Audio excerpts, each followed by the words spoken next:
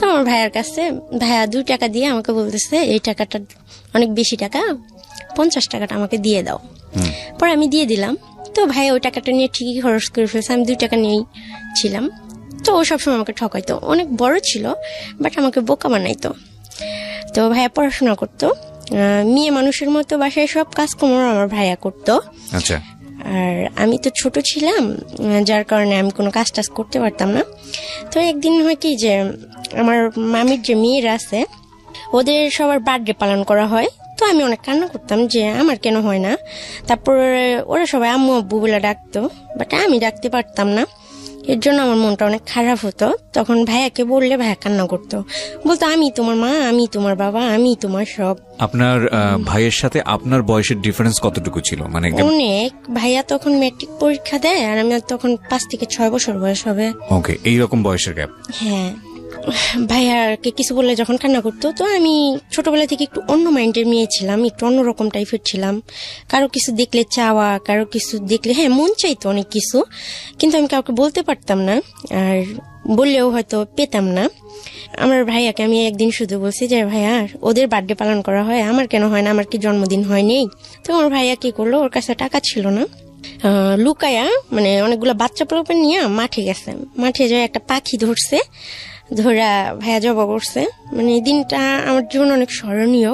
ওই পাখিটা জবা করে 5 টাকা একটা কেক আনছে। তো মাঠের ভিতরে আমার বার্থডে পালন করছে, যার কারণে আমি জানি যে আগস্টের 22 তারিখ আমার বার্থডে। এরকম করে প্রতি বছরই মানে 2 বছর পর্যন্ত আমার জ্ঞান হওয়ার পরে আমার ভাই আমার সাথে ছিল।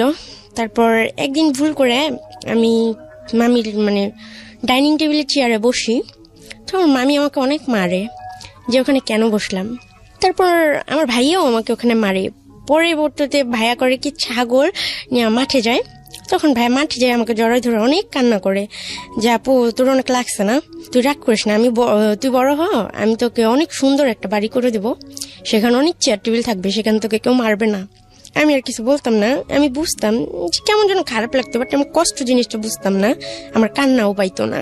এরকম করে ভাইয়া কোনো অন্যায় করলে খুব মারতো আমার নানা নানি, আর মামিরা খুব বাজে বাজে কথা বলতো। দেখা যেত আমি গোসল করতে গেলে শ্যাম্পু নিয়ে নিতাম, তখন মামি অনেক বড় বড় কথা বলতো যে তোর বাবারই তো ঠিক নাই, তার মেয়ের আবার শ্যাম্পু লাগে নাকি, তো অনেক ধরনের কথা বলতো। তো এরকম করতে করতে একদিন শুক্রবারে আমার ভাইয়ের রেজাল্ট বের হয়েছে। ভাইয়া টিউশনি করতো মাঝে মাঝে, তো প্রতি সপ্তাহে অনেক বাচ্চাদের পড়াইতো। তো ওখান থেকেও দেখা যাচ্ছে আমার নানিকেই টাকা দিয়ে দিত, তারপর আমার জন্য হয়তো 2-10 টাকা হয়তো খরচ করতো এরকম। তো প্রতি বছর ঈদে মামারা জাকাত দান করতো, কুরবানি দিত, বাট আমাদের কারোর সামনে ফেস করতো না। তারা যখন ঘুরতে যাইতো আমাদের 2 ভাই বোনকে বাড়িতে রেখে বাইরে থেকে তালা মারে রেখে চলে যাইতো। সবাই মার্কেট করতো, অনেক দামি দামি পোশাক কিনতো। তো আমারও খুব ইচ্ছা করতো সেগুলো পরার জন্য। দেখা যেত মামিদের জুতোগুলো মোছার জন্য আমাকে দিত, তখন আমি কি করতাম, ছোট ছিলাম তো, পায়ে ঢুকায়া জুতোগুলো বসে থাকতাম যে আমি কবে পড়তে পারবো। তো আমার ভাইয়া মাঝে মাঝে এগুলো দেখতো, আর মামিরা কেউ দেখলে তো মারতো। তো আমি কম বেশি একটু দুষ্টু ছিলাম, তো মারটার খাইতাম, তার জন্য ভাইয়াও খুব রাগ করতো। ভাইয়া রাতে অনেক কষ্ট করে পড়াশোনা করতো। তো ভাইয়ার অত বড় মানে বইগুলা আমাকে দিয়ে লেখাইতো, তো না লিখলে কি করতো, মারতো।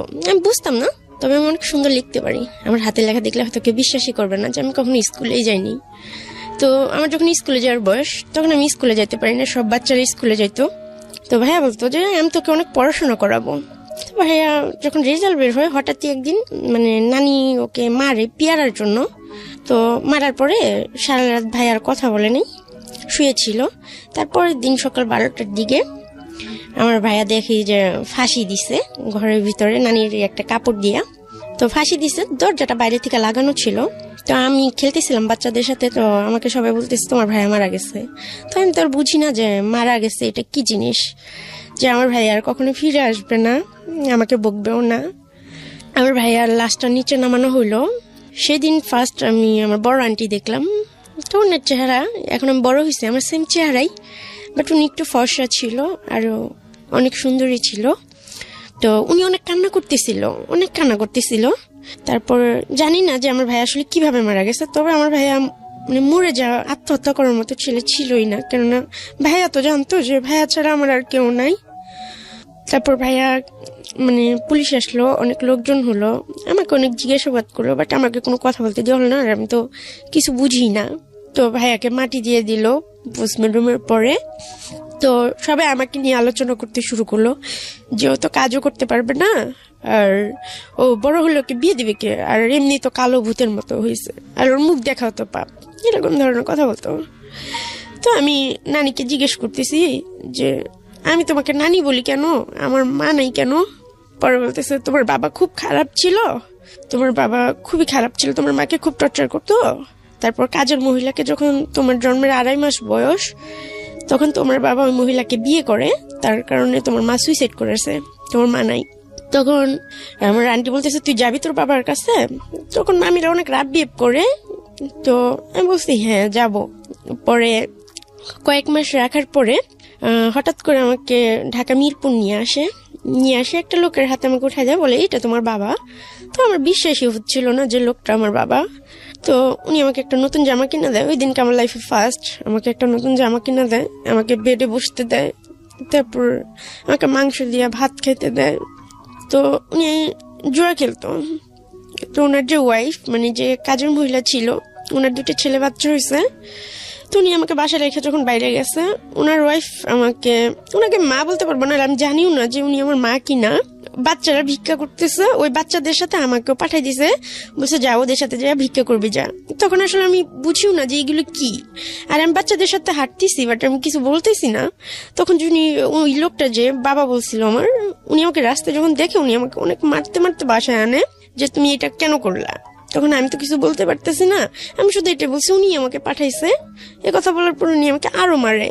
তারপরে উনি একদিন হঠাৎ করে এসে আমাকে জামা টামা পরে বলতেছে চলো তোমাকে তোমার ফুপির বাসায় রেখে আসবো। উনি খুবই রেগে ছিলেন। তখন মহিলাটা থাকতো 1 নম্বর গুদারা ঘাটে 7 তলা একটা ফ্ল্যাটে থাকতো, মহিলার সাথে আরো কয়েকটা বাচ্চা ছিল। তো উনি খুব সুন্দরী ছিল আর অনেক বড় লোকের ছিল। তো উনি আমাকে অনেক আদর টাদর করলো। বাবাকে বাবা বলে ডাকিনি, কিন্তু ওনাকে আমি ঠিকই আদর করছি, মানে আমাকে অনেক আদর করছি। আমি জ্বরে টরে ধরছি আর বলছি আমাকে এত কষ্ট দিলা কেন, এতদিন কেন আমাকে আনো নাই তোমাদের কাছে। পরে ফুপি বলতেছে সমস্যা নেই মা, তোমার আর কষ্ট হবে না, তুমি কি চাও বলো, আমি তোমাকে তাই দিব। তখন আমি বললাম ফুপু আমার খুব পড়াশোনা করতে ইচ্ছা করে, বাচ্চাদের মতো স্কুলে যেতে ইচ্ছা করে। বললো আচ্ছা ঠিক আছে তোমাকে স্কুলে ভর্তি করে দিব। তারপর আমি জানতাম না যে হয়তো ক্ষণিকের জন্য আমি এখানে আসি। পরে উনি আমাকে বললো যে আমি দেশে যাব তোমার ফুপুর বাসায়, তুমি যাবা আমাদের সাথে, তোমার বাবা অনেকদিন পরে আসবে, আর এমনিতে তো তোমার সৎ মা, তোমাকে কে দেখবে। পরে বললাম ঠিক আছে তুমি যেখানে নিয়ে যাবে আমি যাব। তো ওই মহিলা আমাকে আরো কয়েকটা বাচ্চা, বড় 2টা আপু ছিল সাথে নিয়ে, টোটাল 7 জন মানুষ ছিলাম আমার ফুপু সহ। তো আমাকে কলকাতা বর্ডারের ওখানে নিয়ে যায়, ওটা হলো বনগা বর্ডার। ওখানে নিয়ে যাওয়ার পরে যখন বনগা বর্ডারে নৌকা করে পার হওয়ার পরে পুলিশে ধরার পরে বড় যারা ছিল তারা অনেকে চলে যায়, আমি আরো 2টা মেয়ে ছোট ছোট, ওরা পুলিশের কাছে আমরা দৌড়াও নাই আর ওনাদের সাথে যাইতেও পারি না। আমি ফুপু ফুপু বলে চিৎকার করতেছি, বাট উনি আমাকে নিয়ে যায়নি, উনি চলে গেছে।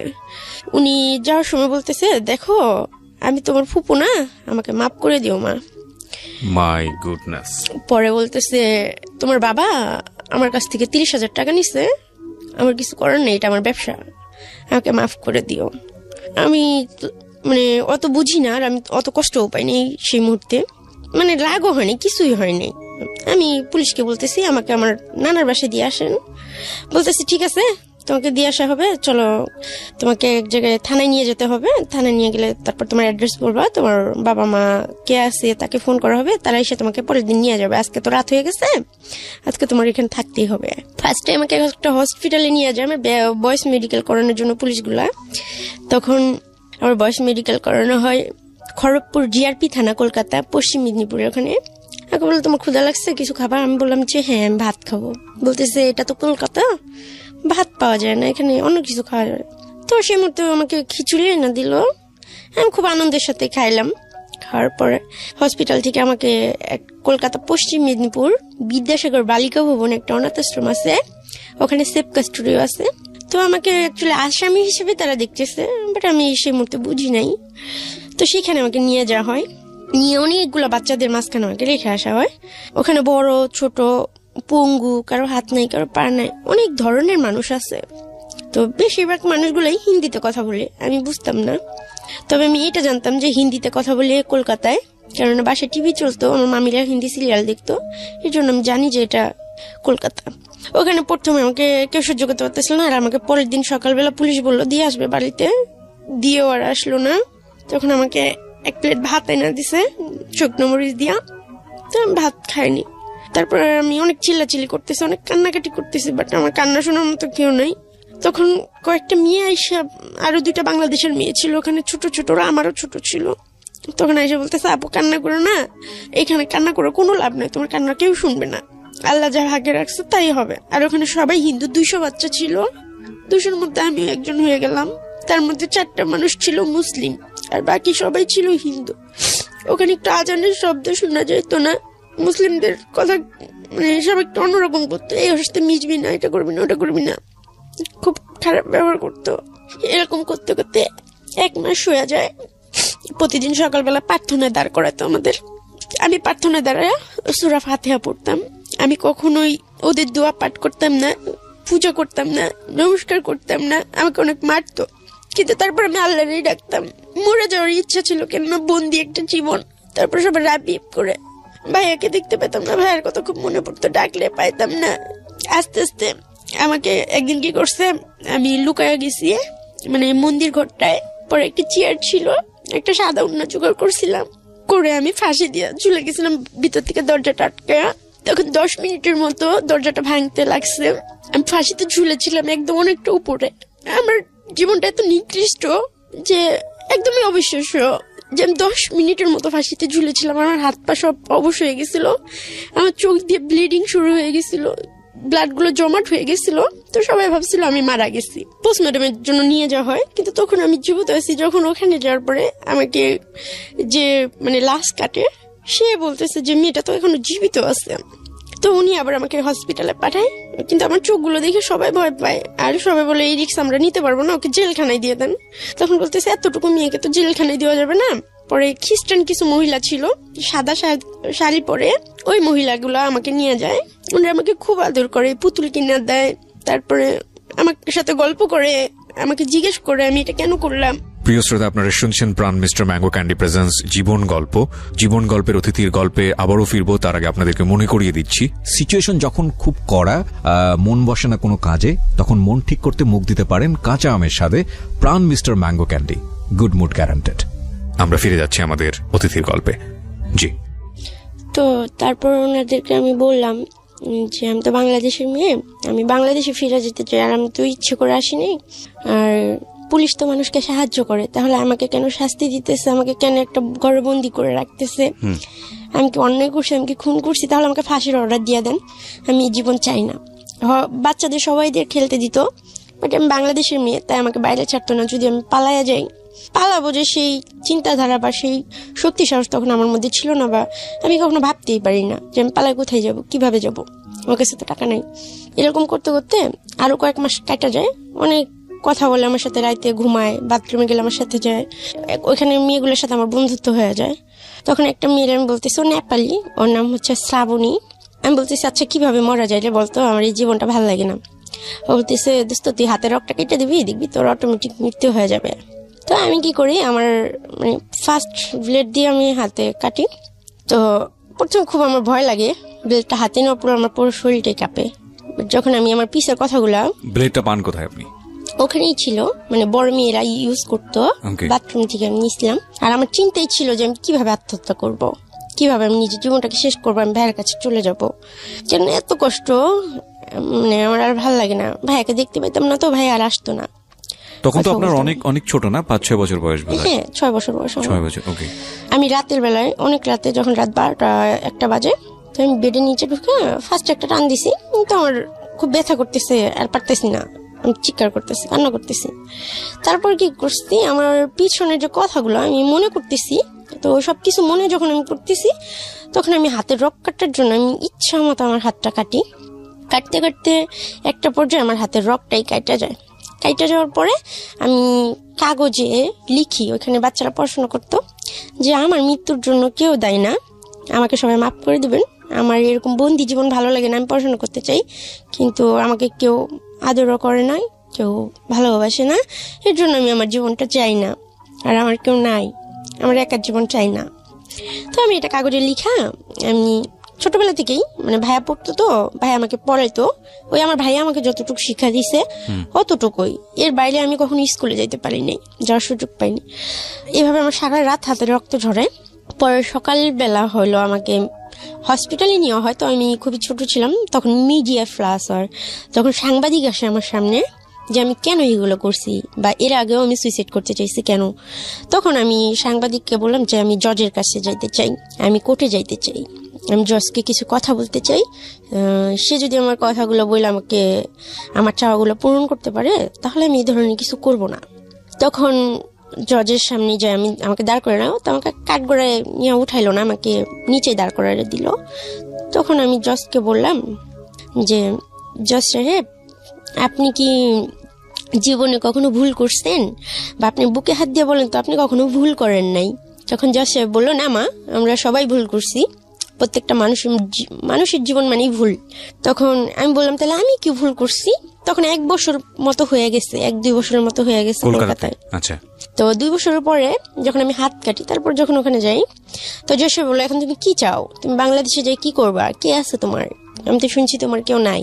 তো আমি বলছি, এখানে কে আছে আমার, এখানে তো আমার কেউ নাই, এখানে আমি আজান শুনতে পাই না, এখানে সবাই অন্যরকম, খাবার দাবার সব কিছু আমার অনেক কষ্ট হয়, আর সব বাচ্চারা পড়াশোনা করতে যায়, স্কুলে যায়, ওখানে বড় একটা স্কুল ছিল, মানে আমাদের অনাথ আশ্রম, ওইটা কলকাতায় সবচেয়ে বড় অনাথ আশ্রম। নাম মনে আছে? হ্যাঁ, কলকাতা পশ্চিম মেদিনীপুর বিদ্যাসাগর বালিকা ভবন, আর স্কুলের নাম হচ্ছে বিদ্যাসাগর হাই স্কুল। ওকে। তো ওটা সবাই চিনে, অনেক বড় স্কুল।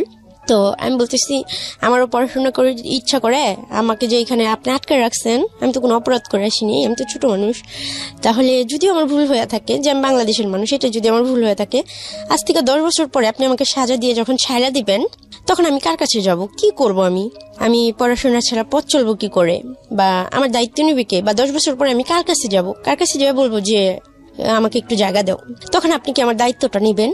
তো জজ সাহেব বললো, দেখো, তুমি এখানে থাকতে থাকতে হাতের কাজটা শিখো, তুমি যদি স্কুলে পড়তে চাও আমি তোমাকে স্কুলে পড়াবো, তোমাকে বিয়ে দিয়ে দিব, তুমি হিন্দু ধর্ম গ্রহণ করে নাও, তোমাকে ভালো একটা ছেলে দেখে আমরা বিয়ে দিয়ে দিব, বাংলাদেশে তোমার ফিরে যাওয়ার দরকার নাই, আর তোমাকে যেভাবে ধরা হয়েছে বাংলাদেশে যাই তুমি কি করবে, আবার সে কষ্ট পাবো, আবার কেউ বিক্রি করে দেবো। তো আমি বলছি, সেটা যাই হোক, আমি দেশে যাই মাটি কেটে খাবো, বাসায় কাজ করে খাবো, কিন্তু আমি আমার দেশে ফিরে যেতে চাই। আসলে আমার মনে রাগ ছিল, যে লোকটা আমাকে ওইখানে পাঠাইছে ওই লোকটাকে খুন করার জন্য আমার বাংলাদেশে ফেরার নেশা ছিল, যে আমি এখানে আসবো একদিনের জন্য হলেও, এসে ওনাকে খুন করবো, তারপর পুলিশ আমাকে যা শাস্তি দেবে আমি মাথা পেতে নেবো। এবং সে লোকটা হচ্ছে আপনার বাবা? হ্যাঁ, আমি আসলে জানি না উনি আমার বাবা কিনা, যেটা সত্যি কথা। জজ বললো, ঠিক আছে, আজকে থেকে তোমাকে পড়তে দেওয়া হবে। তো আমি খুব খুশি হইলাম, আমাকে স্কুলে নিয়ে যাওয়া হলো, তবে পুলিশ গার্ড দিয়ে, 2টা পুলিশ আমার সাথে থাকতে সবসময়, কারণ আপনি যে কোনো মুহূর্তে সুইসাইড করতে পারেন বা পালিয়ে যেতে পারেন। হ্যাঁ হ্যাঁ, আমি বাংলাদেশের মেয়ে, এই জন্য। এখানে একটা কথা বলে রাখি প্রিয় শ্রোতা, এই অনুষ্ঠানের একটা ভিডিও ক্লিপ আমি আজকে ইউটিউবে দিচ্ছি, ওকে দেখার অনেকেরই ইচ্ছা হবে, আপনারা আসতে পারেন আমার চ্যানেলটিতে। সেদিন থেকে বাচ্চাদের মানে খেলতে যাওয়া বন্ধ, যে তোমরা খেলতে যাও, রিপাও খেলতে যাবে। তো এখন আমি একটা মানুষ, মানে সে জায়গায় 200 মানুষ, তো আমি ওদের দিকে তাকায় দেখি সব বাচ্চার মন খারাপ। বাসায় মানে যখন আমরা হোমে ফিরি, মানে রুমে, তখন সবাই বই ছিটাছিটি করতেছে, তো ফালাই দিতেছে, এ বলতেছে স্কুলে যাবো না, চল এই করবো না সেই করবো না, কোত্থেকে উঠে এসে জুড়ে বসছে, তো অনেকে অনেক ধরনের কমেন্ট করতেছে। তারপরের দিন আমি স্কুলে গেছি, এইভাবে টানা 3 দিন আমি স্কুলে যাই। তো লাঞ্চ টাইমে আমাকে যেভাবে গার্ড দিয়ে রাখা হয়, এখন আমার জন্য ওরা একটা বন্দি জীবনে পড়ে গেছে, ওরা খেলতে পারে না আগের মতো, ছুটাছুটি করতে পারে না। তো আমি এতটা স্বার্থপর হইতে পারি নাই যে 200 বাচ্চার মুখের হাসি কেড়ে নেবো আমি একা। আমার খুব পড়াশোনা করার ইচ্ছে ছিল। ওই বাচ্চাগুলোর মুখের দিকে তাকে তখন আমি দেখলাম যে আমরা একার জন্য ওদেরকেও অনেক কষ্ট পাইতে হইতেছে। তো আমি বললাম, আমি আবার জজের কাছে গেলাম 7 দিন পরে, বললাম, স্যার আপনি আমার আশা পূরণ করছেন, ঠিক আছে, আমি স্কুলে যাই পড়বো না, তবে আমি এখানে থাইকা পড়বো, বাসায় আমি পড়বো, আমি যাই শুধু যেদিন পরীক্ষা থাকবে সেদিন আমি পরীক্ষা দিব। ওরা বললো, কেন, তোমার সমস্যা কোথায়? আমি বলছি, না, আমাকে চোরের মতো ওখানে নিয়ে যাওয়া হয়, চোরের মতো নিয়ে আসা হয়, সাথে আরো বাচ্চাদেরও কষ্ট দেওয়া হয়, ওরা যখন লাঞ্চ করতে বেরোতো আগে, তো আধা ঘন্টা খেলতো, আধা ঘন্টা ওরা খাওয়া দাওয়া করতো, অনেক মজা করতো, আমি জানলা দিয়ে এগুলো দেখতাম। বাট আমি যেদিন থেকে গেছি সেদিন থেকে সব বাচ্চাদের খেলাধুলো সব বন্ধ করে দিছে। পরে আমি ভাবলাম যে 10 জন মানুষের মুখের হাসির থেকে আমার একার কষ্ট অনেক ভালো। তো আমি সবসময় অনেক দিকে তাকানোর চেষ্টা করেছি যে আমার জন্য কেউ কষ্ট পায় কিনা। তো তারপর যেদিন থেকে আমি স্কুল যাওয়া বন্ধ করছি, আবার ওদের খেলতে ছাড়ছে, তো তখন আমার খুব খুশি লাগছে যে যাই হোক এতগুলো বাচ্চা, ওদেরও তো বাবা মা নাই, অনেকের হাত নাই, অনেকের পা নাই, ওরা হাসতে পারতেছে। ওদের হাসি দেখে নিজের কষ্টটা ভুলে যেতাম আমি, যে আল্লাহ আমাকে অনেক সুস্থ রাখছে, হয়তো এটা আমার কোনো পাপের ফল। তারপর আমি ওখানে সেলাই হাতের কাজ শিখলাম। আস্তে আস্তে পড়ার দিকে আমার মনটা উঠে যায়। আমি অনেক সুন্দর হাতে সেলাই কাজ জানি, অনেক ডিজাইন করতে পারি। তখন আমাকে সবাই অনেক আদর করে, আস্তে আস্তে সবাই অনেক আপন করে নেয় আমাকে। পরে ওখানে 200 বাচ্চার মধ্যে মানে আমি যেটা বলতাম সেটাই হইতো। ওখানে যে অ্যাসিস্ট্যান্ট সুপারভাইজার ছিল ম্যাম কাকুলি দিদি ভাই, উনি আমাকে খুবই ভালোবাসত, ওনাকে আমি খুব মিস করি। কিন্তু অনেক দূরত্বের ফলে ওনার সাথে হয়তো কোনোদিন দেখা হবে না। দিদিভাই সত্যি আমি তোমাকে খুব মিস করি, তোর মধ্যে তো ভালো আমাকে কেউ বাসে না। তো ওখানে 8টা ম্যাম ছিল, ম্যামরা সবাই আমাকে অনেক আদর করতো আর বলতো রিপা পড়ো পড়ো, অন্যের জন্য কেন নিজের জীবন করবা। তখন ওনারা বারবার আমাকে বললো যে রিপা তুমি হিন্দু হয়ে যাও, কেন বুঝতেছো না, জীবনটা এত সহজ না, হিন্দু ধর্ম গ্রহণ করো, দেখবা তোমার ভালো একটা পরিবারের সাথে বিয়ে হবে, তুমি বাবা পাবা, মা পাবা, আত্মীয় পাবা, স্বজন পাবা। তখন আমি বলতেছি দেখেন এটা কোনোদিনই সম্ভব না। আমি যতটুকুই শুনছি ইসলাম সম্বন্ধে, আমি আমার নবী রাসূলকে আল্লাহ তাআলাকে অনেক ভালোবাসি, আমি কখনোই পারবো না এই কাজটা করতে। আমি সারা জীবন জেলের অন্ধকারে থাকলেও এটা পারবো না। ওখানে আমি শুধু এইটাই আবদার করি যে আমি আমার দেশে ফিরে যেতে চাই। তখন অনেকগুলো কাউন্সিলর ম্যাডাম আসে, একজন স্যার আসে আমার সাথে কথা বলার জন্য। আমি একটা সময় অসুস্থ হয়ে যাই ভাবতে ভাবতে যে আমার জীবনটা কেন এরকম, আমি কেন কোনোদিন মা বলে ডাকতে পারলাম না, কোনোদিন বাবা বলে ডাকতে পারলাম না, আমার কেন কেউ নাই, আল্লাহ এত মহানগিরি কেন আমার জন্যই করলো। সবাই বলে আল্লাহ যাকে ভালোবাসে আল্লাহ তাকেই কষ্ট দেয়, তাকে আল্লাহর প্রিয় বান্দাদের আল্লাহ এই দুনিয়া কষ্ট দেয়। আমি এত প্রিয় বান্দা তো হইতে চাই নাই যে আমার পরিচয় দেওয়ার মতো কেউ থাকবো না। তারপর নবী রাসূলের কথা স্মরণ করে যখনই আমার কষ্ট হতো, ভাই আমাকে সবসময় একটা কথা বলতো যে আমরা শেষ নবীর উম্মত হইতে পারছি, আমরা অনেক ভাগ্যবান রে আপু, আমাদের জীবনে আর কিছু চাই না।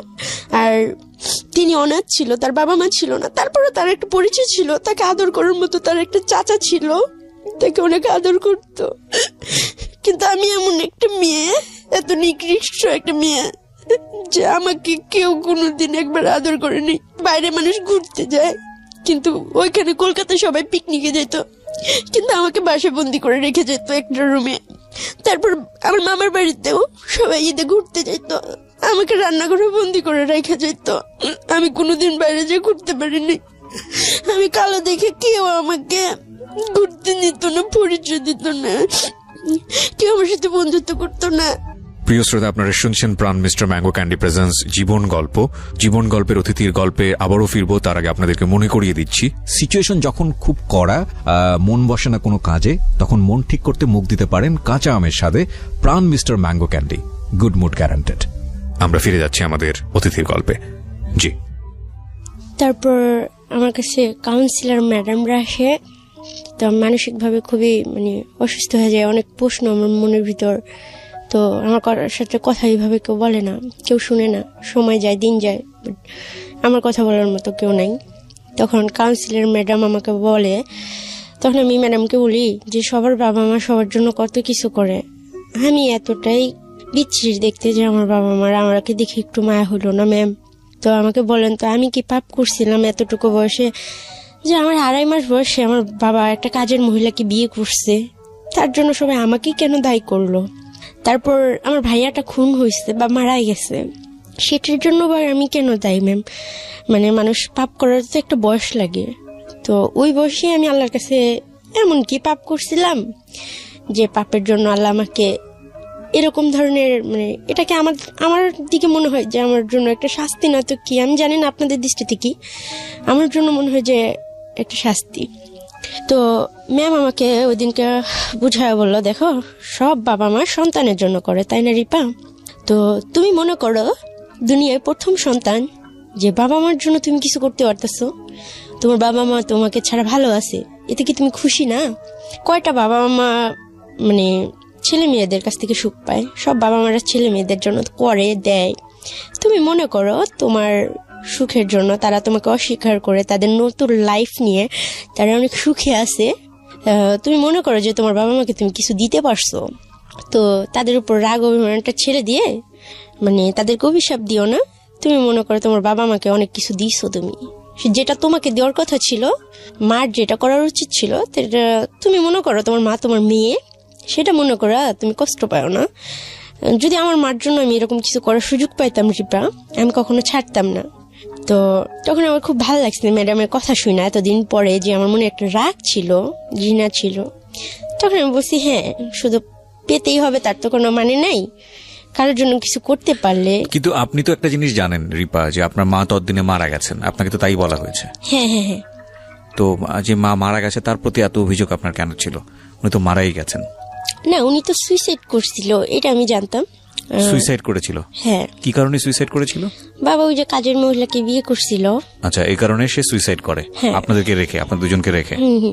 ওকে। মানে এটা ম্যাডাম আর কি আমাকে বুঝাচ্ছে যে বাবা মা এরকম দিতে পারে বা এরকম দেয়। তুমি মনে করো যে তুমি সন্তান হয়ে বাবা মাকে কিছু দিছো, বা তোমার বাবা তোমার সাথে যেটা করছে একদমই ঠিক করে নাই, তারপরে তোমার সন্তান হিসেবে তাকে ক্ষমার দৃষ্টিতে দেখা উচিত।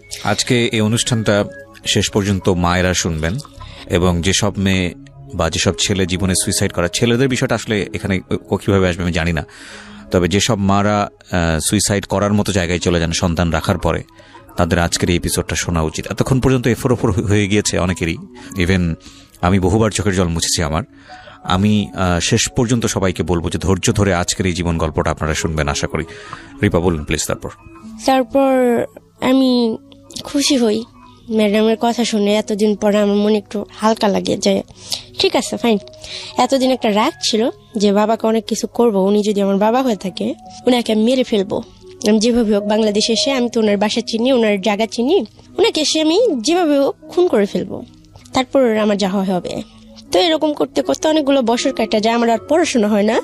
মাঝে মাঝে আমি বইগুলো পড়তাম, এরকম পড়তে পড়তে ক্লাস 5 বই পর্যন্ত আমি বাসায় মানে ওই হোমে আইনা পড়তাম। তো ম্যাডামরা আমাকে পড়াইতো, তো আমার পড়ার দিকে মন ছিল না। একটা সময় যে সবাই স্কুলে যে পড়ে, আমি যাইতে পারি না, বা এরকম ভাবে আর আসলে হয় না, সবাই মজা করে, বা আমি সেই জিনিসটা পাই না। পরে আমি হাতে সেলাই কাজটা শিখে আমি শাড়ি এমব্রয়ডারি করে দেই, অনেক ধরনের সেলাই কাজ করি আমি। তো আমাকে দিয়ে ম্যামরা সেলাই কাজ টাজ করে, পরে ম্যাডামরা বাসা থেকে খাবার আনে, আমাকে ভালো ভালো খাবার খাওয়াইতো। আর সবাই আমাকে এটাই বুঝাইতো, রিপা হিন্দু ধর্ম গ্রহণ করো না, তোমাকে বিয়ে দিয়ে দিব, তোমার আর কোনো কষ্ট থাকবে না। কিন্তু আমি কখনো রাজি ছিলাম না, যেভাবে হোক আমি আমার বাংলাদেশে ফিরে আসতে চাইতেছিলাম। তো এরকম করতে করতে 2014 সাল পর্যন্ত আমি ওখানে থাকি। 2015 সালের ডিসেম্বর মাসের 19 তারিখ পর্যন্ত আমি কলকাতায় ছিলাম। তো হঠাৎ একদিন ম্যাম আমাকে ডাকে বলতেছে, রিপা তোমার 2015 সাল পর্যন্ত? হ্যাঁ। ওকে। 15 সালের ডিসেম্বর মাসের 19 তারিখ পর্যন্ত আমি, মানে 4 বছর আগের ঘটনা এটা প্রিয় শ্রোতা। ও বাংলাদেশে, তার মানে হিসাব যদি করি আমরা, মাত্র 4 বছর আগে ব্যাক করেছে, এবং ওর বয়স যদি 22-23 হয়ে থাকে তাহলে আপনি হিসাব করে নেবেন যে 6 বছরে হলো ও পাচার হয়ে যায়, এবং ওর বাবা ওকে বিক্রি করে দেয় ওর কথা অনুসারে 30,000 টাকা দিয়ে, এবং সেই হিসেবে ওর হোমে থাকার বয়স কম করে হলেও 12 থেকে 13 বছর, হিসাবে তো সেরকমই বলে। হ্যাঁ, এবং এই 12 থেকে 13 বছর হচ্ছে ওর হোম জীবনের গল্প, এটা সবচেয়ে ইম্পর্টেন্ট গল্প। হ্যাঁ বলেন। তারপর ওখান থেকে আমাকে বলা হয় যে রিপা তোমাকে বাংলাদেশে যাওয়ার অর্ডার আসছে, আমার সাথে আরো 4টা মেয়ে আসতে পারে বাংলাদেশে। কিভাবে এটা হঠাৎ করে আপনি এটা পেলেন? মানে ওই যে আমি যে বারবার সুইসাইড করতে চাইতাম, আর মানে মিডিয়া, আপনি বেশ কয়েকবার ট্রাই করছেন সুইসাইড করার জন্য? 2বার ট্রাই করছি, একবার আমি ফাঁসি দিছি, একবার আমার হাতে রক কেটে ফেলছি। ওই যে দুটো গল্প বললেন ওটাই? তারপর আমি না খেয়ে থাকতাম, মাঝে মাঝে অনেক জিদ করতাম যে আমাকে সবাই মারো, আমাকে মেরে ফেলো, অনেক ঝগড়াঝাটি করতাম। তো সবাই একটা পর্যায়ে আমাকে অনেক ভালোবাসা দিয়ে মানে ভরায় রাখতো।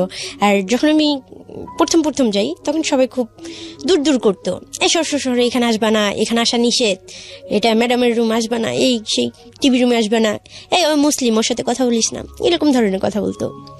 তো যখন আমি হাতে কাজ শিখি, তারপরে আমি সবার সাথে গল্প করি, সবার সাথে কথা বলি, সবাই আমাকে অনেক আদর করে নিজের সন্তানের মতো। 8 জন স্টাফ ছিল, 8 জনের মধ্যে 8 জনই আমাকে ভালোবাসতো। আর আমি পুতুল নিয়ে খেলতাম, তো দিদি ভাইরা আমাকে পুতুল আইনা দিত, আমাকে একটা ডায়েরি এনে দিছিল। দিদি ভাইয়ের কথা আমি কোনোদিন ভুলবো না, দিদি ভাই আমাকে অনেক আদর করতো। আমার কাকলি দিদি ভাই আর কয়েকটা ফ্রেন্ড ছিল। আমার একটা দিদি ছিল, মানে ওখানে দিদি মানে বড় আপুকে বলা হয়তো। তো সবাই অনেক আদর করতো। পরে আমি বারবার জজের কাছে যাওয়ার চেষ্টা করি, ওখানে মাঝে মাঝে সাংবাদিক আসতো বাচ্চাদের জিজ্ঞাসাবাদ করার জন্য, তাদের খাওয়া দাওয়া কেমন হচ্ছে, তাদের রান্না কেমন হয়, এই সেই অনেক কিছু বলতো। তো আমাদের হোমের রান্না অনেক বাজে হইতো, তো কেউ কিছু বলার সাহস পেত না, কেননা মারবে, হয়তো হোম থেকে বের করে দিবে। কিন্তু আমার তো মৃত্যুর ভয় ছিল না, যার কারণে আমি সবার উপরে যে সবসময় তর্ক করতাম। একদিনকে সাংবাদিকদের আমি বলতেছি যে আপনারা আমাদের সাথে বসে এক বেলা যদি ভাত খান তাহলে আমাদের আর কিছু বলার থাকবে না। তখন বললো, কেন এই কথা কেন বললা? আমি কই, হ্যাঁ এখানে খুবই ভালো খাবার দেওয়া হয় তো সেই জন্য। তখন ওনারা রাজি হলো। তো খাবারগুলো যখন আমি বলছি হঠাৎ করে মানে এটা হবে, আপনারা বলে কই আসবেন ভালো করে রান্না হবে বা খারাপ করে রান্না হবে আপনাদের জন্য, এটা তো হবে না, আমাদের সাথে বসে খেতে হবে। তো আমার কথাটা ওখানে স্মরণীয় হয়ে গেছে, পুরো কলকাতার মানুষই বোধহয় আমার নামটা চেনা হয়ে গেছে যে রিপা নামের কোনো একটা মেয়ে এই অনাথ আশ্রমে ছিল। ওই মিডিয়ার লোকজন আসে আমাদের খাবারগুলো দেখে, তারা কেউ খাইতে পারে না। তারপরে ওখানে ক্যামেরা লাগানোর ব্যবস্থা হয় ভিতরে হল রুমে, ডাইনিং রুমে। তারপর রান্নার জন্য ওখানে বাচ্চারা রান্না করতাম আমরা সবাই মিলে, 200 মেয়ের রান্না, 7 জন করে রান্না করতাম, ফ্লোর মুছতাম, তারপরে অনেক কিছু করতাম। তো তারপর বা হয়তো অনেক কিছু মেপে টেপে দেওয়া হতো বা খাবারটা অনেক বাজে হতো। পরে ওই ক্যামেরা লাগানোর ব্যবস্থা হলো, রান্নার জন্য কুক দেওয়া হলো। সেটা কিন্তু আমি বলবো না আমার জন্য, বাট আমি চেষ্টা করছি, কেননা আমার মায়ের খাওয়ারও ভয় ছিল না, মৃত্যুরও ভয় ছিল না, বা আমাকে বের করে দিবে, আমি তো চাই আমাকে বের করে দিক, যার কারণে এই কথাগুলো বলার সাহস আমি পাইতাম। তারপর আস্তে আস্তে আমাদের ওখানে সবকিছু ভালো পরিবেশ হয়ে যায়, আর আমার সাথে সবার সাথে ভালো একটা বন্ডিং হয়ে যায়। আর বাচ্চারাও আস্তে আস্তে আমাকে অনেক ভালোবাসতে শুরু করে। একটা সময় ওরা আমাকে ভালোবাসতো না, তো মিশতো না কেউ আমার সাথে। তারপরে বাইরে খেলতে যাওয়ার বিষয়টা, বাইরে ঘুরতে যাওয়ার বিষয়টা, সবকিছু আমি মিডিয়ার সামনে সবসময় ফেস করতাম, যেটা ইচ্ছা করতো। টিভি দেখতে দিতেও 1 ঘন্টা প্রতি সপ্তাহে একদিন। তখন আমি যখন লোকজন আসতো বাইরে থেকে, তো আমি সবসময় আগে কথা বলতাম যে এরকম জেলখানার মতো জীবন আমাদের কেন দেওয়া হয়েছে, আমরা কি আসামি, আমরা কি খুন করে আসছি, সে বলতাম। তো বলতো যে কি সমস্যা, আমাকে বারবার মানে কয়েকবার না হলেও 8-10 বার কোর্টে নিয়ে যাওয়া হয়েছে আমার ইচ্ছাগুলো শোনার জন্য, বা আমি সুইসাইড করতে চাই। ওখানে বাচ্চাদের অনেক মূল্যায়ন করা হয়, একটা বাচ্চা যদি মারা যায় তাহলে কর্তৃপক্ষ দায়ী। তারপরে আর ওই হোমটা সত্যি যারা জানেন, যারা শুনছেন, তারা বুঝতে পারবেন যে ওই হোমটা আসলে কিরকম। বিদ্যাসাগরের নাম করাই আমাদেরকে টিভি দেখে প্রতিদিনই দেখতে দেওয়া হলো, খাবার দাবার ভালো ব্যবস্থা হলো। এরকম করতে করতে দেখতেছে যে ম্যামরা দেখতেছে যে রিপা যা শুরু করছে, মানে পুরো হোমটাকে আমি চেঞ্জ করে দিছিলাম। সেটা শুধু আমার মৃত্যুর ভয় ছিল না, মায়ের খাওয়ার ভয় ছিল না, সেজন্য আমি পারছিলাম। তো আমার জন্য একটা সময় বাচ্চারা অনেক স্বাধীনতা পাইছে, ওরা নাচের প্রোগ্রাম করতে, এই করতো সে করতো, কিন্তু আমি যাইতে পারতাম না ওদের সাথে। তারপর ওরা খুশি হয়ে যখন ফিরে আসতো, সবাই আমার জন্য অনেক গিফট নিয়ে আসতো, আমাকে সবাই খুব ভালোবাসতো, দিদি ভাইরাও খুব ভালোবাসতো। তারপর আস্তে আস্তে হোমের পরিবেশটা চেঞ্জ হয়। আর আমার এসব জন্য থাকতে থাকতে হঠাৎ আমার মন মেজাজ খারাপ হয়ে যেত। যতই ভালো থাকি না কেন, যতই টিভি দেখি না কেন, যাই করি না কেন, আমার বাংলাদেশে আসার জন্য খুব মন খারাপ হতো, মন চাইতো যে আমি মরে যাই। আমি আবারও ট্রাই করছি যে আমি খাওয়া দাওয়া ছেড়ে দিচ্ছি, যে আমি যেভাবে হোক আমি বাংলাদেশে যাব। আর 2014 সালে যদি আমি বাংলাদেশে না যেতে পারি, আমি যেভাবেই হোক মারা যাবো। ছাদে ওঠার মতো কোনো চান্স ছিল না, ওটা ছিল 3 তলা, যে আমি ছাদে থেকে লাফ দেবো, আমার এরকম চিন্তা ছিল। বা কিভাবে মরা যায়, আমি কিভাবে মরবো, তো অনেক নিজে অনেক কষ্ট দিতাম। তো এরকম করতে করতে নতুন ম্যাম আসলো, সে বললো যে না, ওকে 18 হয়ে গেছে, 18 হইলে ওকে জেলে পাঠাই দেওয়া হবে, ও অনেক মানসিকভাবে মানে সুস্থ না।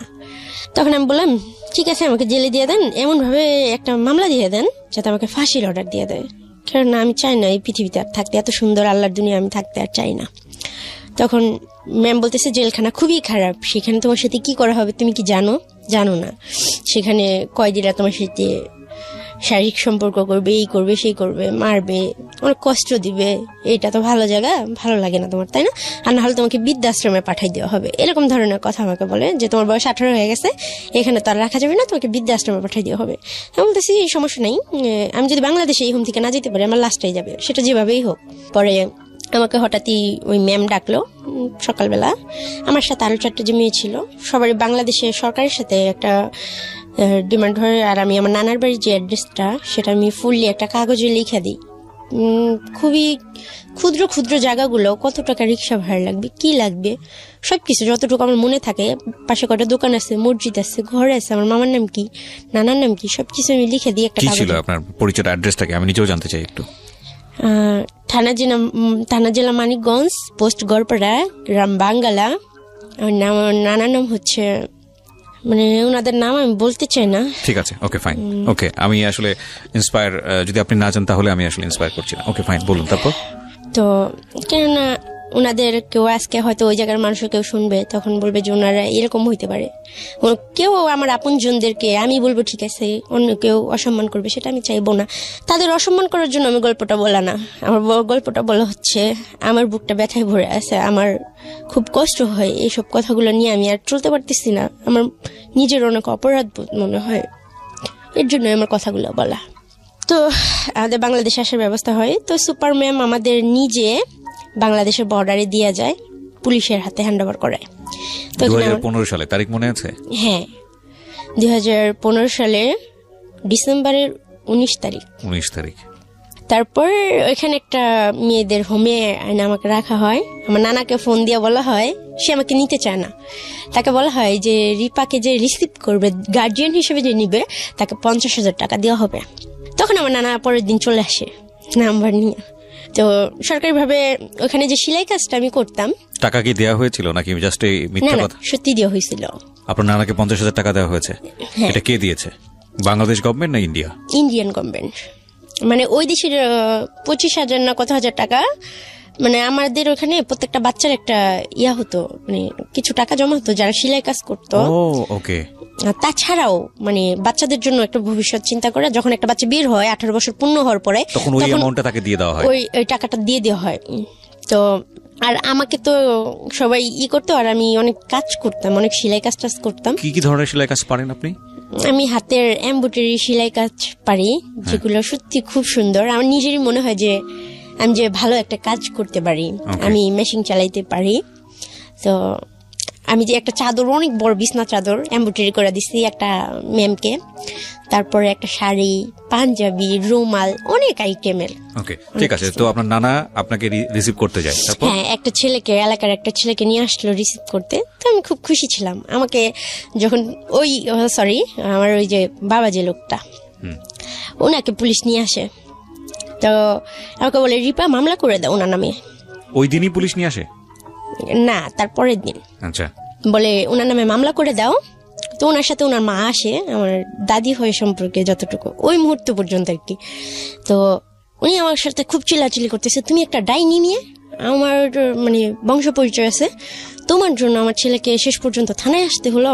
আমার ছেলে এরকম কাজ করতেই পারে না, আমার ছেলে তোমাকে চিনেই না। ঠিক আছে, পরে আমি বলতেছি, আমি কান্না করে দিছি যে আপনার এই বয়স আইসা আপনার ছেলের জন্য আপনার কত মায়া, সে এখানে আসছে, আপনি মানে 2-10 মিনিট হয়েছে আসছে, তাকে নিয়ে আসছে, আপনার খারাপ লাগতেছে, অসম্মান মনে হইতেছে, কত কিছু। আপনার এই ভালোবাসাটা আমার খুব ভালো লাগতেছে, কিন্তু আমি খুব দুর্ভাগ্য একটা মেয়ে যে এই খারাপ লাগাটা আমার মার মধ্যে হইল না, আমার বাবার মধ্যে হইল না। সে যদি আপনার গর্ভের ছেলে হয়, আমার জন্মদাতা পিতা, তাহলে তার থেকে আপনার থেকে আমার অধিকারটা বেশি। সে আমার সাথে যেটা করলো সেটা কি সে ঠিক করছে? লোকটা কান্না করতেছিল। প্রিয় শ্রোতা, আপনারা শুনছেন প্রাণ মিস্টার ম্যাঙ্গো ক্যান্ডি প্রেজেন্স জীবন গল্প। জীবন গল্পের অতিথির গল্পে আবারও ফিরবো, তার আগে আপনাদেরকে মনে করিয়ে দিচ্ছি, সিচুয়েশন যখন খুব কড়া, মন বসে না কোনো কাজে, তখন মন ঠিক করতে মুখ দিতে পারেন কাঁচা আমের স্বাদে Pran mister mango candy, good mood guaranteed. আমরা ফিরে যাচ্ছি আমাদের অতিথির গল্পে। জি, তখন পুলিশ সবাই নানাও বললো যে মামলা করে দাও। তখন ওই যে কাউন্সিলর ম্যাডামের কথাটা মনে পড়লো। আর তাছাড়া ওই মুহূর্তে আমি এটি চিন্তা করছি যে আমার বাবা আমার সাথে এটা করছে, আর উনি আমার বাবা কিনা সেটা তো আমি জানি না। ওনাকে কোনদিন আমি বাবা বলে ডাকিও নাই, সুযোগও পাইনি। যে 10টা বাচ্চা আমাকে মিডিয়ার সামনে নিতে চায়, যে সাংবাদিকদের সামনে একটা, মানে আমরা যে 4 জন আসছি 4 জনকে নিয়েই একটা বোর্ড মিটিং ডাকার জন্য করা হয়, যে এখানে এই আজকে যে লাইফে আসছি আমি, তো এরকম একটা লাইফের আয়োজন করা হয়। বাট সেখানে আমি ওনার নামে মামলাও করি না, আর ওনাকে সসম্মানে আমি ছেড়ে দিই। ওনাকে আমি কিছু বললাম, শুধু এতটুকু বলি, এর থেকে যদি আপনি আমার কিডনি 2টা বিক্রি করে দিতেন তাহলে হয়তো আমি কষ্ট পেতাম না, বা আপনি আমাকে বলতে পারতেন যে মা আমি তোমাকে বিক্রি করে দিতেছি, তো আমি স্বেচ্ছায় চলে যেতাম। পরে ম্যাডাম আমাকে বললো যে রিপা এরকম করো না, ওনাকে শাস্তি দেওয়ার দরকার, তোমার প্রাপ্যটা তোমার বুঝে নেওয়া উচিত। উনি তো এমন লোক না যে তোমাকে তোমার প্রাপ্যটা ফিরাই দিবে, এই যে তোমার এতগুলো বছর নষ্ট হয়ে গেছে এগুলো কি উনি ফিরাই দিবে? পরে আমি বললাম যাই হোক সেটা আল্লাহ দেখবে। আল্লাহকে তারপর বলি যে উনি যদি আমার বাবা হয়ে থাকেন ওনাকে যেন ক্ষমার দৃষ্টিতে দেখেন, আমি তো ওনাকে কখনোই বাবা হিসেবে স্বীকার করতে পারবো না। মানে ওই রাগটা আমার তখন আর ছিল না, এত বছর পরে ফিরার পরে। তারপর উনি চলে গেল, আমাকে পুলিশ টাকাগুলো দিল, তো আমি এতগুলো টাকা জীবনে টাকা ধুলিনি হাত দিয়া, হাতে পায়ে আমার হাত পা কাঁপা শুরু হয়ে গেছে।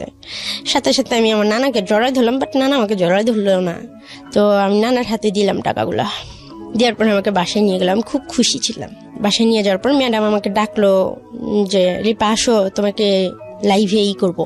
আমি চাই যে এই ভুলটার জন্য কেউ না করে, বাট ওই মুহূর্তে আমার মনে হচ্ছিল না আমি মিডিয়ার সামনে ফেস হবো না, আমি জব করব, আমি নিজের পায়ে নিজে স্টাবলিশ হব।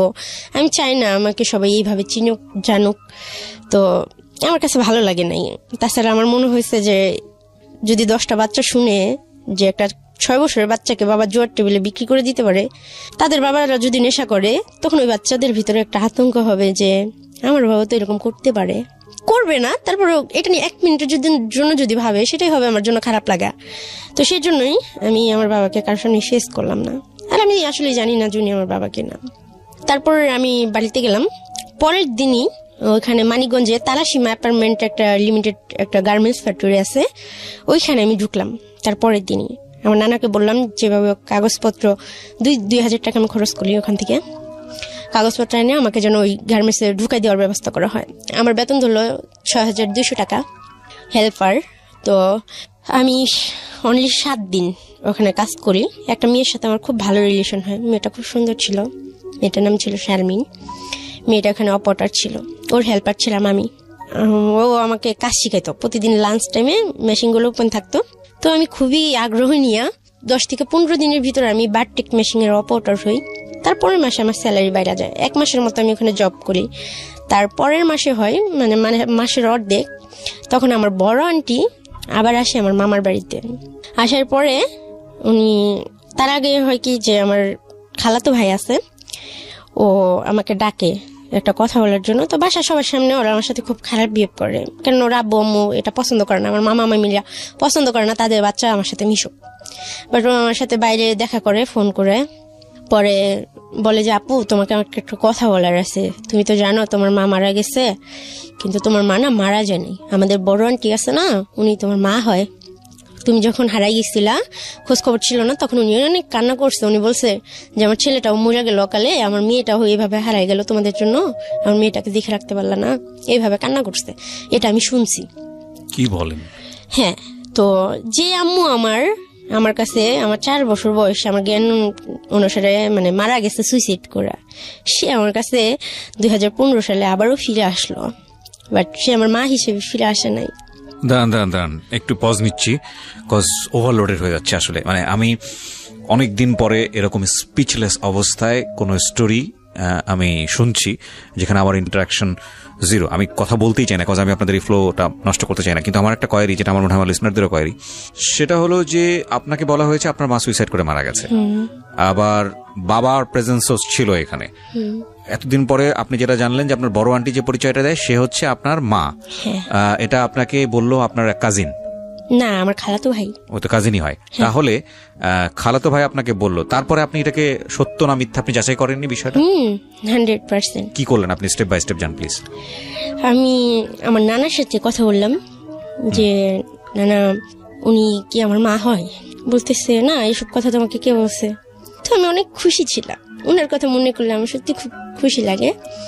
তো আমার মা এত সুন্দর, উনি আমার মা, মানে এরকম ভাবতেছি যাকে ওনার আপনি একটা বড় আন্টি হিসেবে জানেন। হ্যাঁ, ওনার একটা ছেলে আছে, তো ওনার ছেলের নাম হচ্ছে রাফি। ওনার বিয়ে হয়েছে খুব ভালো পরিবারে, তো সেখানে নাকি বলা হয়েছিল যে সে আনম্যারিড। আর আমরা যে তার হাজবেন্ড অনেক ভালো, যার কারণে একটা ছেলে অবশ্যই তো বুঝতে পারে যে একটা মহিলার যদি 2টা বাচ্চা হয় সে অবশ্যই বিয়ের পর বুঝতে পারবে, যতই সে তাকে বলা হোক আনম্যারিড। বাট সে অনেক সুন্দরী ছিল, শিক্ষিত ছিল।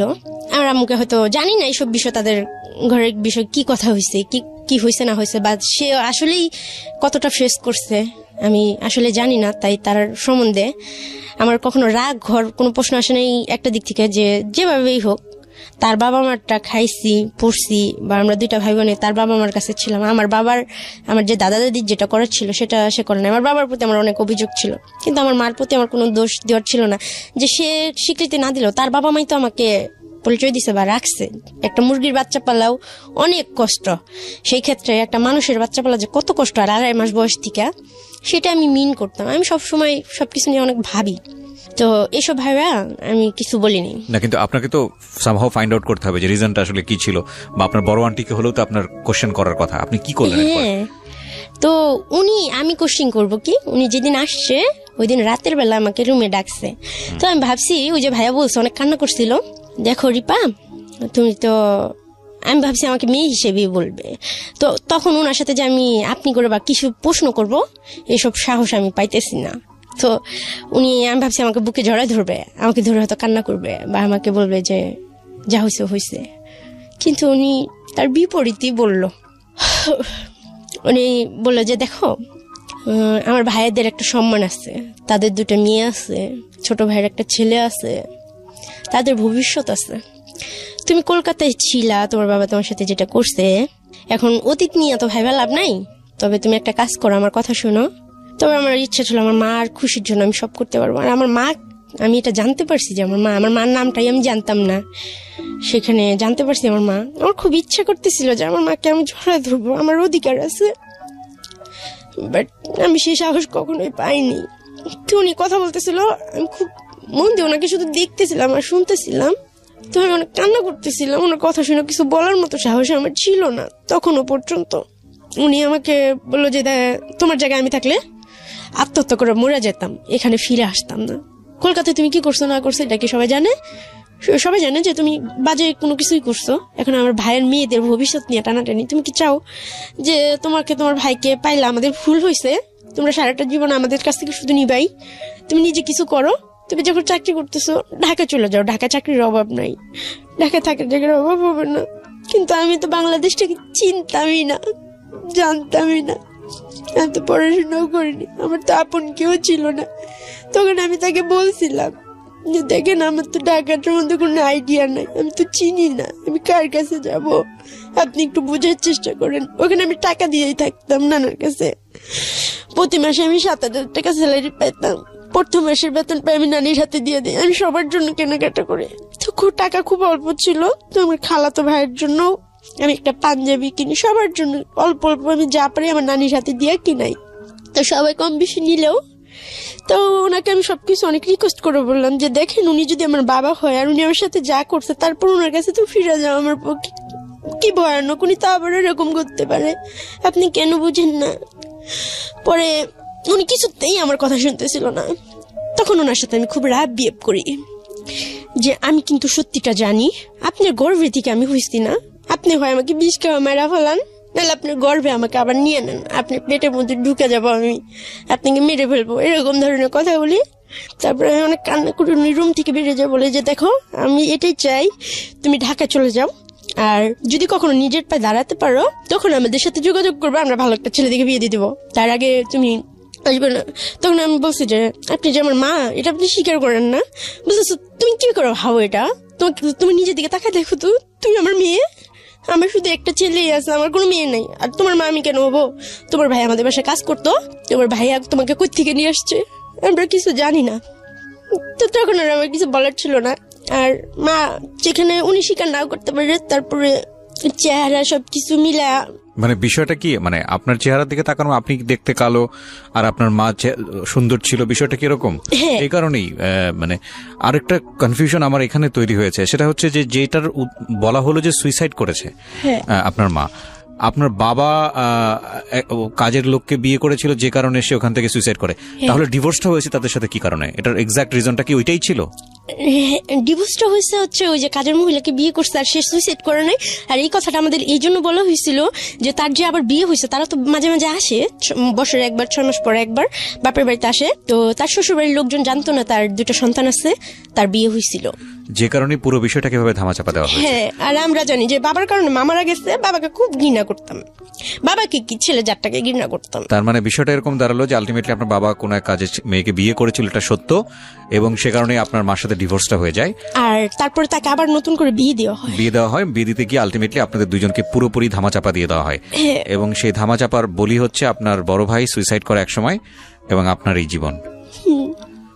আমি ব্যর্থহীন কণ্ঠে বলছি, this is the story that I have ever listen in my life. I don't want to anymore, because আমি আসলে এই ধরনের স্টোরি আর শুনতে চাই না। মানে একটা মানুষকে খুন করার জন্য একটা বুলেট এনাফ, একটা উগ্র মস্তিষ্কের চিন্তা কিছুক্ষণের জন্য এনাফ, এবং আমি যদি বলি যে একটা মানুষকে খুব ভয়ঙ্করভাবে নৃশংসভাবে হত্যা করার জন্য কিছুক্ষণের জন্য ব্রেনটা ডিসফাংশনের দরকার হয়। কিন্তু এদের 2 ভাই বোনের ক্ষেত্রে এর কথা যদি সত্যি হয়ে থাকে, ও যা বলেছে এখানে, তাহলে এদেরকে যা করা হয়েছে সেটার জন্যে 2টা পরিবারের অনেকগুলো মানুষ প্রতি মোমেন্টে এক একটা মানুষ খুন করেছে, এবং এটার জবাব নাই। আমি জানি যদি আজকে এই রেডিওতে বসে ওদের যদি ঠিকানা রিভিল হয়, ওরা যদি আসলে এরা কারা এটা যদি রিভিল হয়, এদের দিকে সমাজের মানুষজন থুতুও ফেলবে না, মানে ঘেন্নায় থুতো ফেলবে না এই মায়ের প্রতি এবং এই বাপের প্রতি। আমি আজকের অনুষ্ঠান পর্যন্ত আমি সব সময় বলেছি, এবং আমি হয়তো বলবো আজকের এপিসোড আমি ভুলে যেতে চেষ্টা করব, যে with due respect, with the name of almighty Allah, মানে আল্লাহর পরে সবচাইতে মানে প্রেশাস গিফট, সবচাইতে সম্মানের গিফট হচ্ছে মা এবং বাবা। এই জায়গাটার কোনো ধরনের কোনো প্রকার কিছু বলার সুযোগ নাই, বাট মানে আমি নিতে পারছি না। আমি এই বাপ এবং এই মাকে আমি যদি দেখতে পারতাম, আমার থুতু ফেলারও পর্যন্ত রুচি হবে না। Sorry to say, I am sorry না, I am really not sorry. স্টোরিটা কন্টিনিউ করতে দেওয়া উচিত। ওকে প্লিজ বলেন, তারপরে কি হলো? আপনাকে ঢাকায় চলে আসতে বলা হলো, তারপর আমার ওনার সাথে জিত করে ওই কথাটাই লাস্ট কথা হয় যে আমি আপনার পেটের মধ্যে ঢুকে যাব, আমি যাবো না ঢাকায়। বলতেছে তোমার জায়গায় আমি থাকলে, বারবার যখন এই কথা বলতেছে কলকাতা থেকে, তুমি সেটা কি করে, কোন মুখ নিয়ে তুমি যে হাঁটো রাস্তায়, তোমার লজ্জা করে না? তোমার জায়গায় আমি থাকলে তো আত্মহত্যা করে মরে যেতাম। আর কত খাবা আমার ভাইদেরটা, আমার মা বাপেরটা কত খাবা? এখন বড় হয়েছে, এখন নিজের মতো করে খাও, ঠিক আছে? আমার বাপ মা আমার ভাই বোনের সম্মানের দিকে তাকায়, তুমি মা প্লিজ চলে যাও যেদিকে পারো। উনি ওকে মা শব্দটা উচ্চারণ করেনি, সরি। তো আমি এখন নানাকে বললাম, না আপনাকে যে টাকাটা দেওয়া হয়েছে আমি তো কিছু চিনি না, জানি না, আমাকে ওখান থেকে 10,000 টাকা দেন, টাকা দিয়ে হয়তো আমাকে কেউ সাহায্য করবে, হয়তো কেউ রাখবে। উনি বলতেছে না তুমি ঢাকায় যাও, একটা কোনো জায়গায় কারোর সাথে থাকো, আমি তোমাকে পরে যাই দেখে আসবো। বলতেছি আপনি এটা কি বলতেছেন?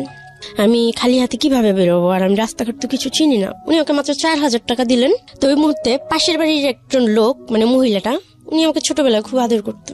উনি বলতেছে যে দেখো, আমার মামিকে বলতেছে, আমার নানাকে বলতেছে যে ও যাই করে আসছে, ও যদি কেউ হয়, তারপর আমরা সাদা কাগজে বন্ডের সাইন করা ও সমস্ত দায়িত্ব নেব, ওকে আমরা ভালো ছেলে দেখে বিয়ে দিব। এটা পাশের বাড়ির। আচ্ছা।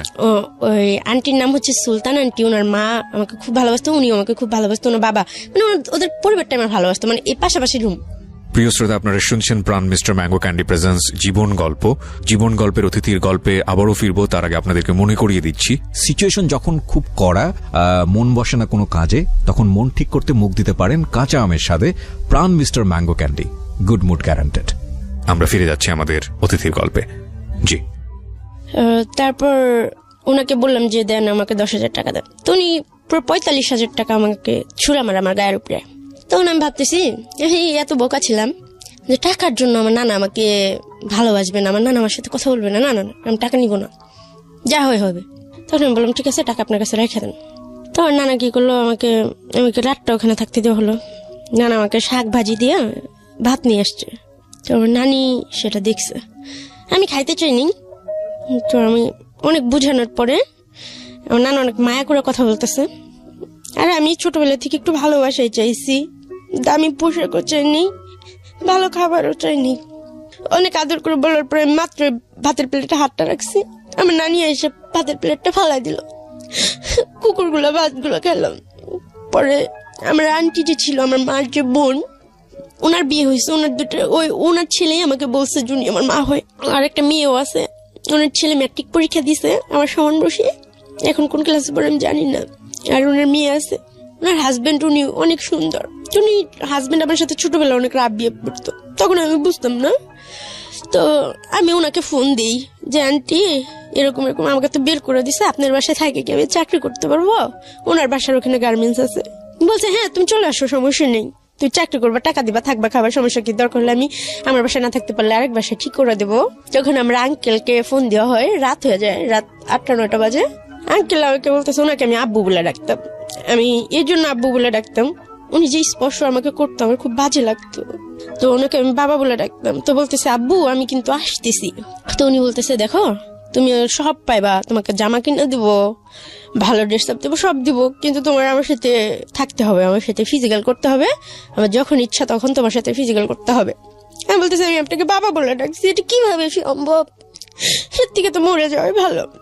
তো ওনার মনে এতটুকু আমার জন্য দয়া হয় না, ওনারও কিন্তু মেয়ে আছে। উনি বলতেছে এটা না হলে তুমি আমার বাসায় যেতে পারবা না। ভাগ্য কত নিষ্ঠুর হয়ে আমার জন্য দাঁড়াইছিল, এতে আমার কোনো দোষ ছিল? তো আমি আন্টিকে আর কিছু বলতে পারলাম না যে আন্টি আঙ্কেল আমাকে এই কথা বলতেছে, আর ওনাকে আমি বাবা বলে যেখানে ডাকি। তো আমি ওনার রাস্তায় বাসার সামনে যাই, ফিরে আসলাম। তো যে মেয়েটার সাথে আমি কাজ করি, ওই যে আমার অপরাধ ছিল, ও ঢাকায় আসতো, পরে ওর বাসায় আমাকে নিয়ে গেল। মেয়েটা স্মোকিং করতো। তো ওই রাতে আমি অনেকগুলা 1 প্যাকেট সিগারেট কিনে, সিগারেট খাইতে পারতাম না, বাট আমি ট্রাই করি সিগারেট খাওয়ার জন্য। মানুষ বলে সিগারেট খেলে কষ্ট চলে যায়। তারপর আম্মুর কথাটা বারবার মনে পড়তেছিল। আম্মু বলতেছিল যে তোমার জায়গায় আমি থাকলে আত্মহত্যা করে ফেলতাম, আমি মরে যেতাম। তো আমিও অনেক ভাবছি যে আল্লাহ আমাকে মৃত্যু দিয়ে দাও। ওই মেয়েটা বলতেছে তুই কান্না করিস না, তোকে আমি সব ঠিক করে দিব, অনেক টাকা পাবে, তুই ঢাকায় নিয়ে যাবো তোকে। এখান থেকে কি করবি? এখানে থাকলে সমস্যা হতে পারে। আমার আম্মু আব্বু এসে ঝামেলা টামেলা বলে সারা রাত বসে সিগারেট জ্বালাইতেই থাকলাম। খাইতে পারতেছি না, মুখে ধোয়াটা নিচ্ছি আর ফালাই দিচ্ছি, আর কান্না করতেছি যে আল্লাহ তুমি আমার প্রতি কি একটু দেওয়া হয় না, আমি এত পাপি। তারপর ওই মেয়েটা নিয়ে আসলো মিরপুরে, আনার পর মেয়েটা আমার সাথে সেম কাজটাই করে যেটা আমার বাবা আজ থেকে 10 বছর আগে করলো। আমি মিরপুরটাকে ফার্স্ট পাড়াতেই আমি চিনতাম না। পরে একটা আবাসিক হোটেলে মেয়েটা আমাকে নিয়ে যায়, বলে যে এখানে স্যাররা থাকে, এখানে একটা লোক তোমাকে গার্মেন্টসে চাকরি দিয়ে দিবে, থাকা খাওয়ার ব্যবস্থা করে দিবে, আমি আসতেছি, তুমি একটু বসো, আমি স্যারের সাথে কথা বলে আসতেছি। মেয়েরা কি করে, ওই যে ম্যানেজার থাকে তার কাছ থেকে 10,000 টাকা নিয়ে আমাকে রেখে চলে যায়। তো ওখান থেকে আমাকে আর বেরোতে দেয় না। পরে একজন সাংবাদিক আসে, ফার্স্ট আমাকে আমার গায়ে কাজ করে, আর ওনার হাতে পা ধরে আমি অনেক কান্নাকাটি করে। সে একজন সাংবাদিক ছিল। উনি বলতেছে এসব নাটক, তোমাদের মেয়েদের নাটক দেখতে দেখতে আমার ভালো লাগে না, তুমি তো ভালো নাটক করতে পারো। সাংবাদিক আপনি বুঝলেন কিভাবে?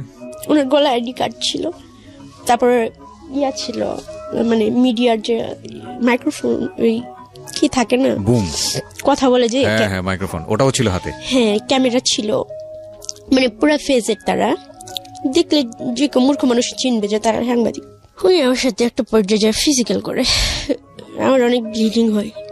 তারপর উনি আমার কাছে ক্ষমা চায়, আমাকে বলে আসলে আমি বুঝতে পারিনি, তোমার কথাগুলো বিশ্বাস হয় নাই, তুমি ওকে মাফ করে দাও, বাট তোমাকে আর কেউ কিছু করবে না, আমি যতদিন বাঁচবো তোমাকে দেখবো তোর। তারপরে উনি আমার কথাগুলো শুনে, মানে আগে উনার ইচ্ছা পূরণ করে, তারপর উনি আমার কথা শুনে। তখন তো আমার বাচ্চার কোনো ইচ্ছাই থাকে না, যে শেষ পর্যন্ত আমি আমার সতীত্বটাও ধরে রাখতে পারলাম না। আমার জীবন দিয়ে আমি কি করবো, কোনো সাইডই তো আমার থাকলো না। আল্লাহর প্রতি সেদিনকে আমি শুধু কষ্ট পাইছি, এতদিন যে কষ্ট পাইছি আমার কোনো কষ্ট হয় নাই, কিন্তু ওই দিনকে আল্লাহর প্রতি থেকে কেমন যেন আমার বিশ্বাসটাই হয়ে গেছে। তারপরও আল্লাহ যা করে ভালোর জন্য করে।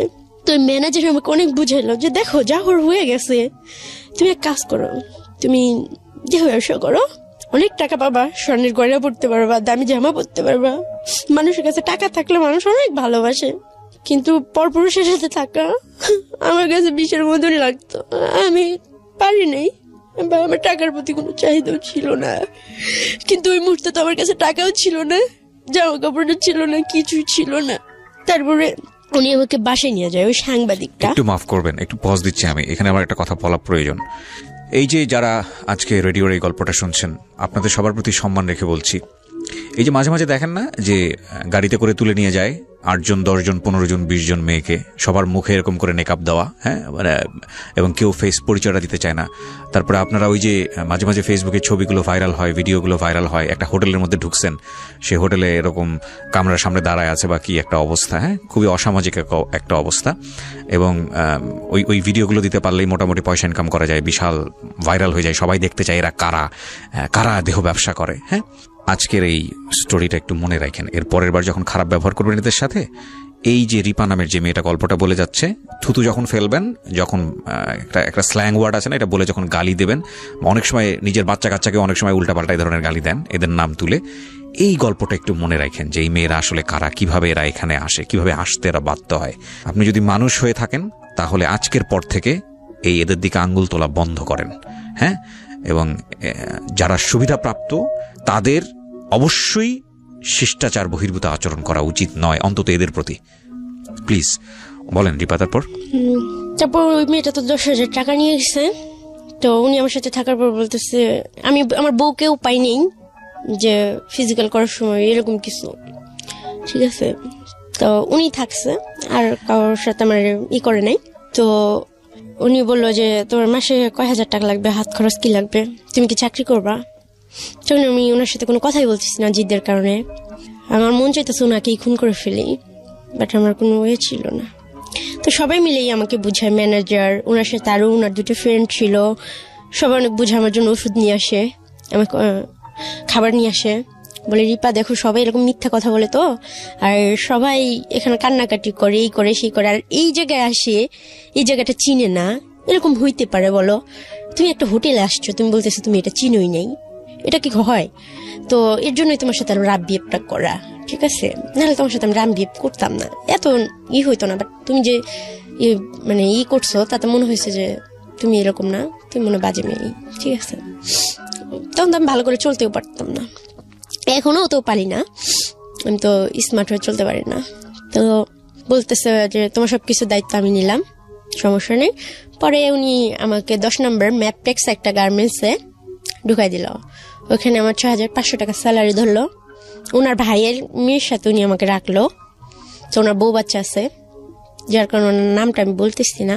না, ঠিক আছে, আমরা নিজেরও চাই না ওনার পরিচয়টা রিভিল হোক, ঠিক আছে, বলেন। তো তারপর আমি চাকরি করতে থাকলাম।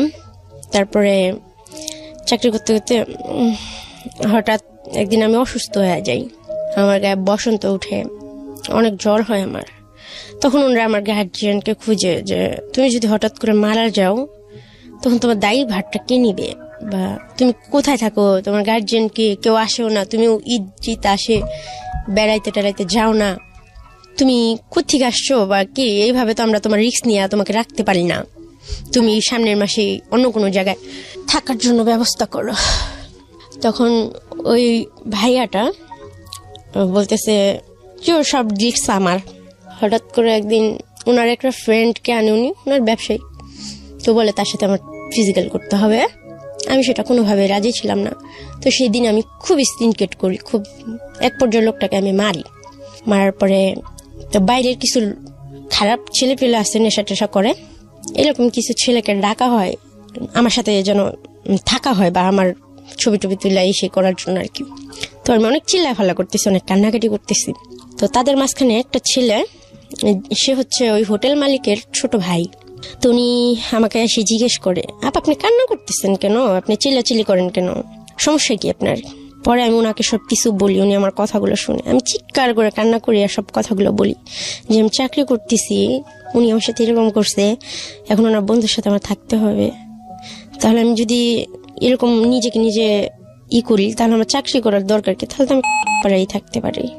তো উনি বললো যে আপনারা মেয়েরা খুব ড্রামা করতে পারেন, এই ড্রামাগুলো দেখতে দেখতে আমরা অভ্যস্ত হয়ে গেছি, ভাই আর ভালো লাগে না, নতুন কিছু আছে।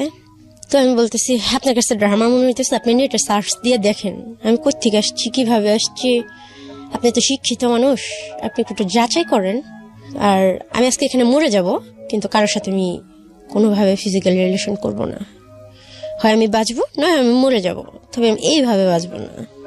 তখন বলতেছে দেখেন আপনার মরতে টরতে কিছুই করতে হবে না, এখন আমি বুঝতে পারছি, আপনার সবকিছু আমি দেখবো। তো ছেলেটার উপরে সবাই রেগে যায়, আর ও মালিকের ছোট ভাই জিসলজি হতো, ওকে সবাই খুব মানে করতো, বাট ছেলেটা নেশা করতো আর খুব খারাপ ছিল, তবে আমার সাথে কোনো খারাপ ব্যবহার করে নাই। প্রিয় শ্রোতা, আপনারা শুনছেন প্রাণ মিস্টার ম্যাঙ্গো ক্যান্ডি প্রেজেন্স জীবন গল্প। জীবন গল্পের অতিথির গল্পে আবারও ফিরবো, তার আগে আপনাদেরকে মনে করিয়ে দিচ্ছি, সিচুয়েশন যখন খুব কড়া, মন বসে না কোনো কাজে, তখন মন ঠিক করতে মুখ দিতে পারেন কাঁচা আমের স্বাদে Pran mister mango candy, good mood guaranteed. আমরা ফিরে যাচ্ছি আমাদের অতিথির গল্পে। জি। তো ওখান থেকে ছেলেটা আমাকে ওর এক ফ্রেন্ডের বাসায় নিয়ে যায়, পরে ওর বাসায় ওর বউর সাথে আমার থাকা হয়। তো 1 মাসের মতো আমি চাকরি বাকরি কিছু করি না, তো ছেলেটা আমাকে রাখে, প্রতি মাসে 3,500 টাকা থাকা খাওয়াই দেয়, 1,000 টাকা আমার হাত খরচের জন্য দেয়। কিন্তু ওকে ভালো লাগার কারণ যে ও কখনো আমাকে স্পর্শ করে নাই বা বলে নাই যে আমার সাথে ফিজিক্যাল করতে হবে। আমি ওকে বারবার জিজ্ঞেস করতাম যে আপনি কোন স্বার্থে এগুলো করতেছেন, আপনি কি আমাকে বেচে দিবেন? আমাকে ভালো ড্রেস কিনে দিচ্ছে, পার্লারে নিয়ে গেছে, বলছে তুমি এই করো, চুল কাটো, চুলটা এইভাবে কালার করো, এই করো সেই করো, বুড়ো প্লাক করো, অনেক কিছু বলতেছে, উন্নাটা এইভাবে পরবা, জামাটা এইভাবে পরবা, এই জুতা পরবা, লিপস্টিক পরবা, অনেক কিছু বলতেছে। এরকম করতে করতে, এটা 2016 সালের ঘটনা বলতেছি আমি, ছেলেটা আমার সাথে বাইরে আমাকে ঘুরতে নিয়ে যায়। ছেলেটা ফার্স্ট আমাকে খাবার মুখে তুলে খাওয়ায় দেয়, একটা বিছনা নিয়ে বসতে দেয়। তো এগুলো আমার জীবনে সত্যি খুব অকল্পনীয় ছিল, যেগুলো আমি নিজেকে খুব ছোট মনে করতাম, যে আমাকে নিয়ে কেউ কখনো রাস্তায় ফুচকা খেতে বসে নাই, আমার সাথে কেউ কথা বলে নাই, আর আমাকে মুখ তুলে কেউ খাবার খাওয়াই দেয় নাই। তো এই ছেলেটা আমাকে খাওয়াই দিছে, ঘুরতে নিয়ে গেছে, বাট কখনো রিক্সা বসে যে ছেলেরা হাতে এই করে সেই করে, সেগুলো এই ছেলেটা কখনো করে নাই।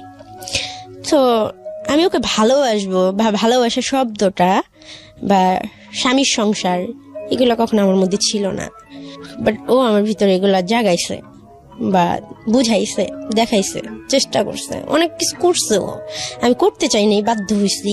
মানে ভালোবাসা আসলে আমি জানি না এটা ভালোবাসা ছিল কিনা, আমি তো বুঝি না আসলে ভালোবাসা কি।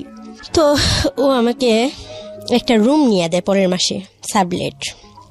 রুমটা অনেক সুন্দর, এটা হচ্ছে টেকনিক্যাল দারুস সালাম থানার সাথে, বাসাটা 6 তলায়। তো ওর এক বন্ধু আর বন্ধুর ওয়াইফ আর আমি আর ও কাজটা শেষ করে, ওরা সবাই ঢাকায় স্থানীয়, ওরা 6-7 ভাই, অনেক বড় লোক, নিজেদের সব ব্যবসা বাণিজ্য আছে। তো ও বাসায় কাজ শেষ করে হাজবেন্ডের মতো মানে প্রতিদিন বাসায় ফিরতো রাত 10টা 10:30টার মধ্যে, আর সে আমার কপালে একটা কিস করতো, আমার হাতে একটা কিস করতো। তারপর ম্যারিড ছিল, রাইট? না, ম্যারিড ছিল না। না, ওর বড় ভাই এখনো বিয়ে করে নাই, বাংলা কলেজে পড়ে। তো দেখতে অনেক হ্যান্ডসাম ছিল, অনেক সুন্দরী ছিল। তো ওনাকে কখনোই মানে স্পর্শ করবো বা ওনার কাছে যাবো, আমি ওনাকে ভালোবাসবো, ওনার ওয়াইফ হওয়ার চিন্তা করবো, এটা তো আমি কখনো কল্পনা ভাবিনি। বা কারণ না, আমি কেন কোনো ছেলেকে কিছু দেওয়ার মতো আমার মনে হইতো যে আমার কাছে কিছু নাই, আর আমার যে জীবন, আমার মনে হয় না যে এই জীবনের পাশে কোন ছেলে সারা জীবন থাকবে। আর আমি কি দিব, না আছে রূপ, না আছে গুণ, না আছে শিক্ষাগত যোগ্যতা, না আছে বংশ পরিচয়, যার কারণে বিয়েটাকে আমি খুবই ভয় পেতাম।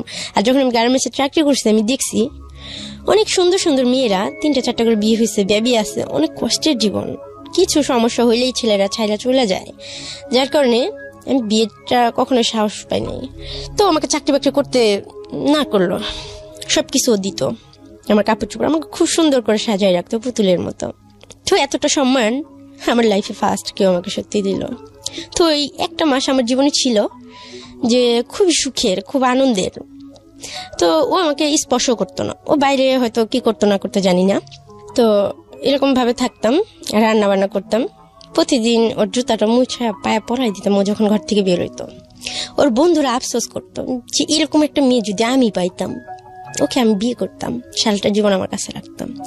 আজকালকার মেয়েরা জুতো পরাই দেবো পায়ে, মানে এরকম ধরনের কথা বলতো। বন্ধু তুই অনেক ভাগ্যবান রে, মেয়েটা তোকে খুব ভালোবাসে। আমি আসলে ওকে ভালোবাসে না, ও ওকে শ্রদ্ধা করে এই জিনিসটা করতাম, ভালোবাসাটা আমার মধ্যে কখনো ছিল না। তখন ও আমাকে একদিন বলতেছি, লিপা তুমি কি আমাকে বিয়ে করবা? হ্যাঁ বলতেছি, দেখেন আপনারা এরকম মজা টজা করেন, ঠিক আছে, হ্যাঁ আমাদের মতো মেয়েকে নিয়ে বিয়ে করবেন, আর আমার লাইফটা তো আপনি সবই জানেন। হ্যাঁ আমি ভাই বিয়ে করব না, আর আপনার সাথে আমি এইভাবে থাকবো না। আমি নিজের পা নিজে দাঁড়াইতে চাই, আমি কিছু করতে চাই, আমার নিজের একটা পরিচয় বানাইতে চাই। তখন বলতেছে, দেখো তোমার কি আমাকে অবিশ্বাস হয়, আমাকে মনে হয় যে খারাপ ছেলে আমি। পরে আমি বলতেছি, এত আদর যত্ন করে আপনি যে আমার 2 মাস পরে বিক্রি করে দিবেন না, তার তো কোনো গ্যারান্টি নাই। পরে বলতেছে, আসলে বিশ্বাস জিনিসটা তোমার ভিতরে মরেই গেছে। তখন ছেলেটা আমাকে প্রতিদিন রাতে একটা করে ছুরা শিখাইতো, আমি নামাজ রোজা পড়তে পারতাম না, তো খুব ভালোবাসতাম। ফজরের নামাজ পড়াইতো, তাহাজ্জুদের নামাজ পড়াইতো, 5 ওয়াক্ত আমাকে নামাজ পড়াইতো ছেলেটা। আল্লাহ তাআলার প্রতি অনেক কথা বলতো, অনেক ধার্মিক টাইপের ছেলে ছিল। বাট সে নেশা করতো, সিগারেট খাইতো, এই করতো সে করতো। আমি প্রচুর সিগারেট খাইতাম, এখনো খাই আমি। তো এরকম করতো। পর ছেলেটার 1-2 মাস, প্রায় 1 বছর হয়ে গেল, 2017 সাল পর্যন্ত আমরা একইভাবে একই ছাদের নিচে ছিলাম। পর আস্তে আস্তে ওর সাথে আমার ফিজিক্যাল রিলেশন হয়। ও আমাকে খুব আদর করতো। তো ও বলে যে তোমাকে আমি একটা বেবি দেবো, তবে রিপা একটা শর্ত হচ্ছে যে আমি ফ্যামিলিকেও একটা বিয়ে করব, তুমি আমার বউ হয়ে সারা জীবন ঢাকায় থাকবা, তোমাকে আলাদা আমি একটা ভারী করে দেবো, আর তোমাকে একটা বেবি দিয়ে দেবো, আর একটা পার্লার দিয়ে দেবো, বিউটি পার্লার। আর তোমাকে আমার ফ্যামিলিতে নিতে পারবো না, তুমি যদি একটা ভিক্ষুকের মেয়েও হইতাও আমার মার কাছে নিয়ে আমি তোমাকে রেখে দিতাম, বলতাম যে একটা ভিক্ষুকের মেয়ে। আর আমার হোটেলেই তোমার সাথে যে ঘটনাটা ঘটছে সেটা আমার ফ্যামিলির, আমার বড় ভাই, কোনো ভাই বেলাদের মানে নেবো না যে এমন একটা মেয়ে আমার লাইফ পার্টনার হবে। তো সেটা বোঝার মতোই যে হ্যাঁ সত্যি।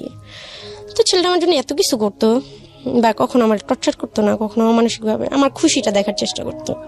তাই আমাকে আস্তে আস্তে হয়তো বিশ্বাস করি, ভাবি যে ছেলেটা হয়তো আমার পাশে থাকবে। এরকম করতে করতে 2017 সাল পর্যন্ত আমরা একসাথে থাকি। অনেকই ভালোবাসি ছেলেটা। তো প্রত্যেকটা মেয়েকে ছেলেরা গোলাপ ফুল দেয়। তো আমার জীবনও খুবই ছিল যে আমাকে যদি সত্যি কেউ ভালোবাসে আমাকে একটা গোলাপ ফুল দিবে, আমাকে যদি কেউ দিত। আমি এতটাই খারাপ দেখতে, আমাকে কোনো ছেলে গোলাপ ফুল দিল না, আমার খুব দুঃখ ছিল। তো একদিন পয়লা বৈশাখের দিন ও হঠাৎ করেই এক ছোট কানের দুল নিয়ে আসছে আর একটা গোলাপ ফুল নিয়ে আসছে। আয়শা ও অন্যদিকে হাসতেছে আর ফুলটা আমাকে দিছে। মনে হয় যে পৃথিবীর সবচেয়ে সুখের দিন ছিল এটা আমার, যে আমাকে ফার্স্ট কেউ ফুল দিছে।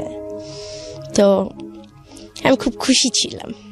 আমি ভাবছিলাম সত্যি ও আমাকে বউ হিসাবে হয়তোই করতেছে, বা আমি হয়তো ওর বউ হয়ে থাকতে পারবো সারা জীবন, বা সারা জীবন ও হয়তো আমাকে দেখবে। কিন্তু সেটা কল্পনাই ছিল আমার, আর কিছু না। তো এরকম করতে হঠাৎ করে আমার পেটে বেবি চলে আসে। তো আমি বলি আমি বেবিটা নষ্ট করবো না।